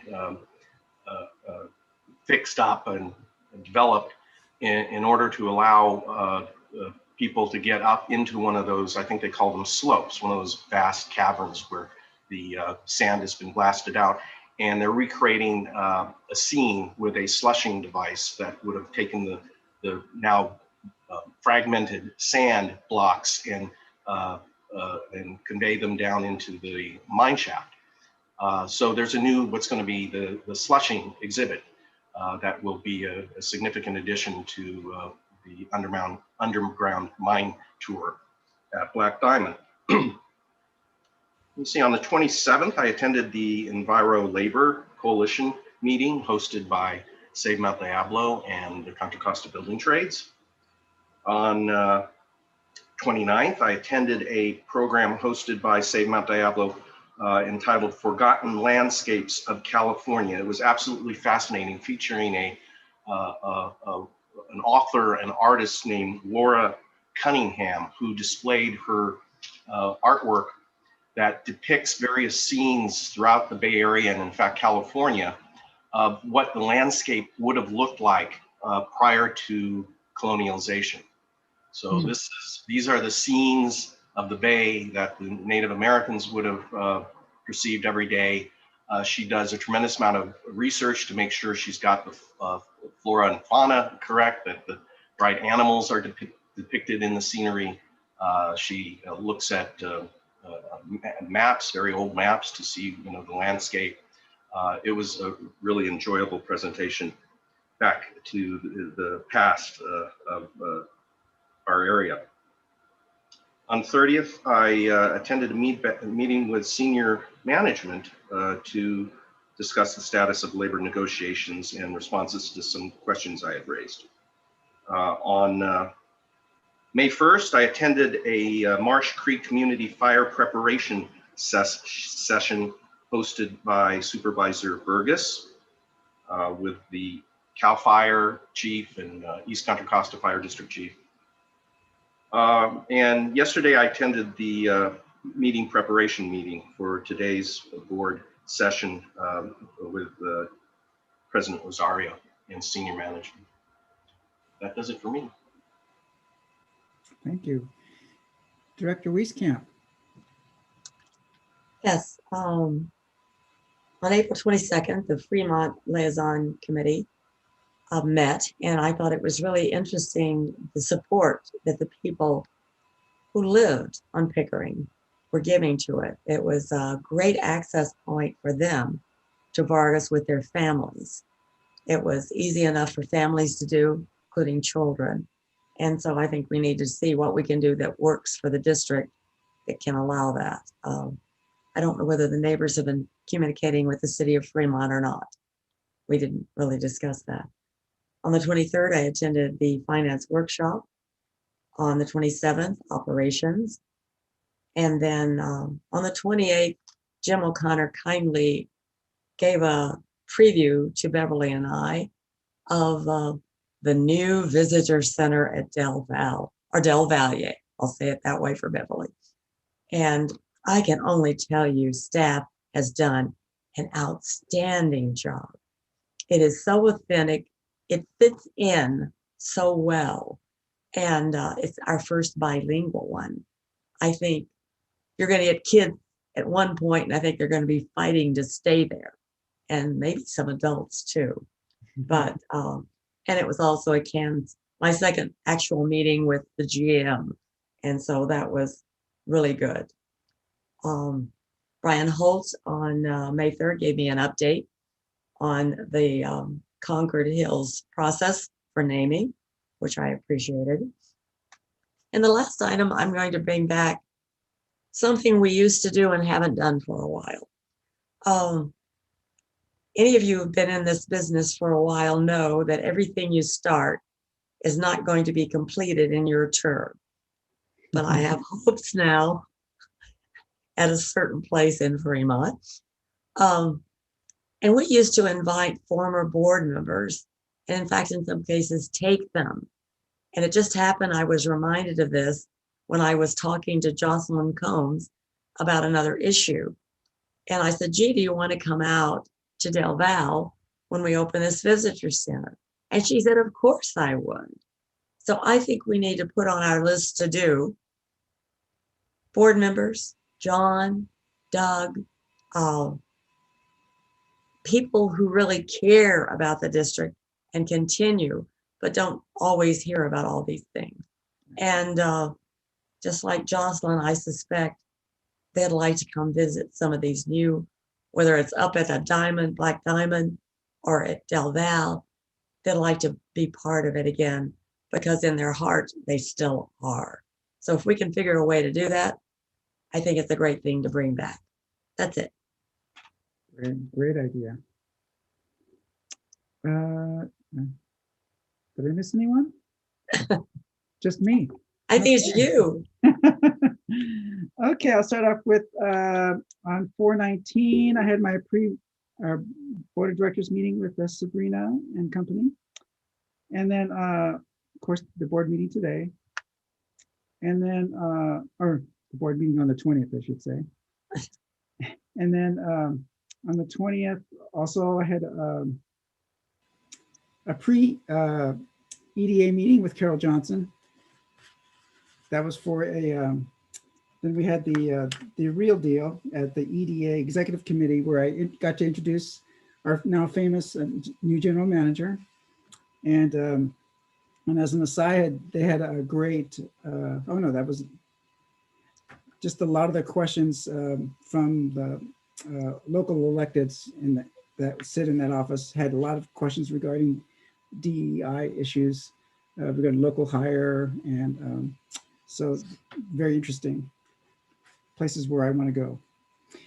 And then on the also on the 20th, that was a busy day. I did a presentation for the Longfellow Progressives, which was hosted by the newly elected AC Transit Director, Gene Walsh. And then an interesting thing that I passed on to the general manager there was the county assessor Fong Hua spoke about Proposition 19 and the negative effects it's going to have on the county budgets. Not this year, but definitely in the years ahead. And then on 4/23, I attended the finance workshop. Great job, everyone. That was well done. And then also on the 23rd, Director Corbett and I met with ASME 2428. And then on 4/24, I attended the Albany Bulb art show given by Susan Moffett. It was really well done. I've hooked up our INR department with Susan Moffett to see if they could get a personal tour. It basically they use the artwork there to showcase the history of the Albany Bulb and the surrounding area. And there are stories there that I had never heard of before regarding Albany and things that are connected to the East Bay Region Park District. I highly recommend it. You can do it online from the safety of your home as well, but you can go out and do it out there. And then on 4/26, I testified for the hearing for AB 1512 regarding Tesla, and happily I wasn't the cause of anything bad. It went forward. It got forwarded into the Appropriations Committee, and so we're looking forward to that progressing. And then on 4/27, Dr. Ana Alvarez and I met with a couple of constituents regarding the cat issue. And then on 4/28, I attended the California Advocacy Day by the State Parks Foundation. I thought that was very well done. And we have a lot in common, and was really interesting. They did a highlight on all the grants that are available, and I'm sure our grants department is well aware of those. And then also on 4/28, I attended the Regional Parks Foundation DEI subcommittee, and we had a presentation by Salesforce DEI officer Alexander Siegel.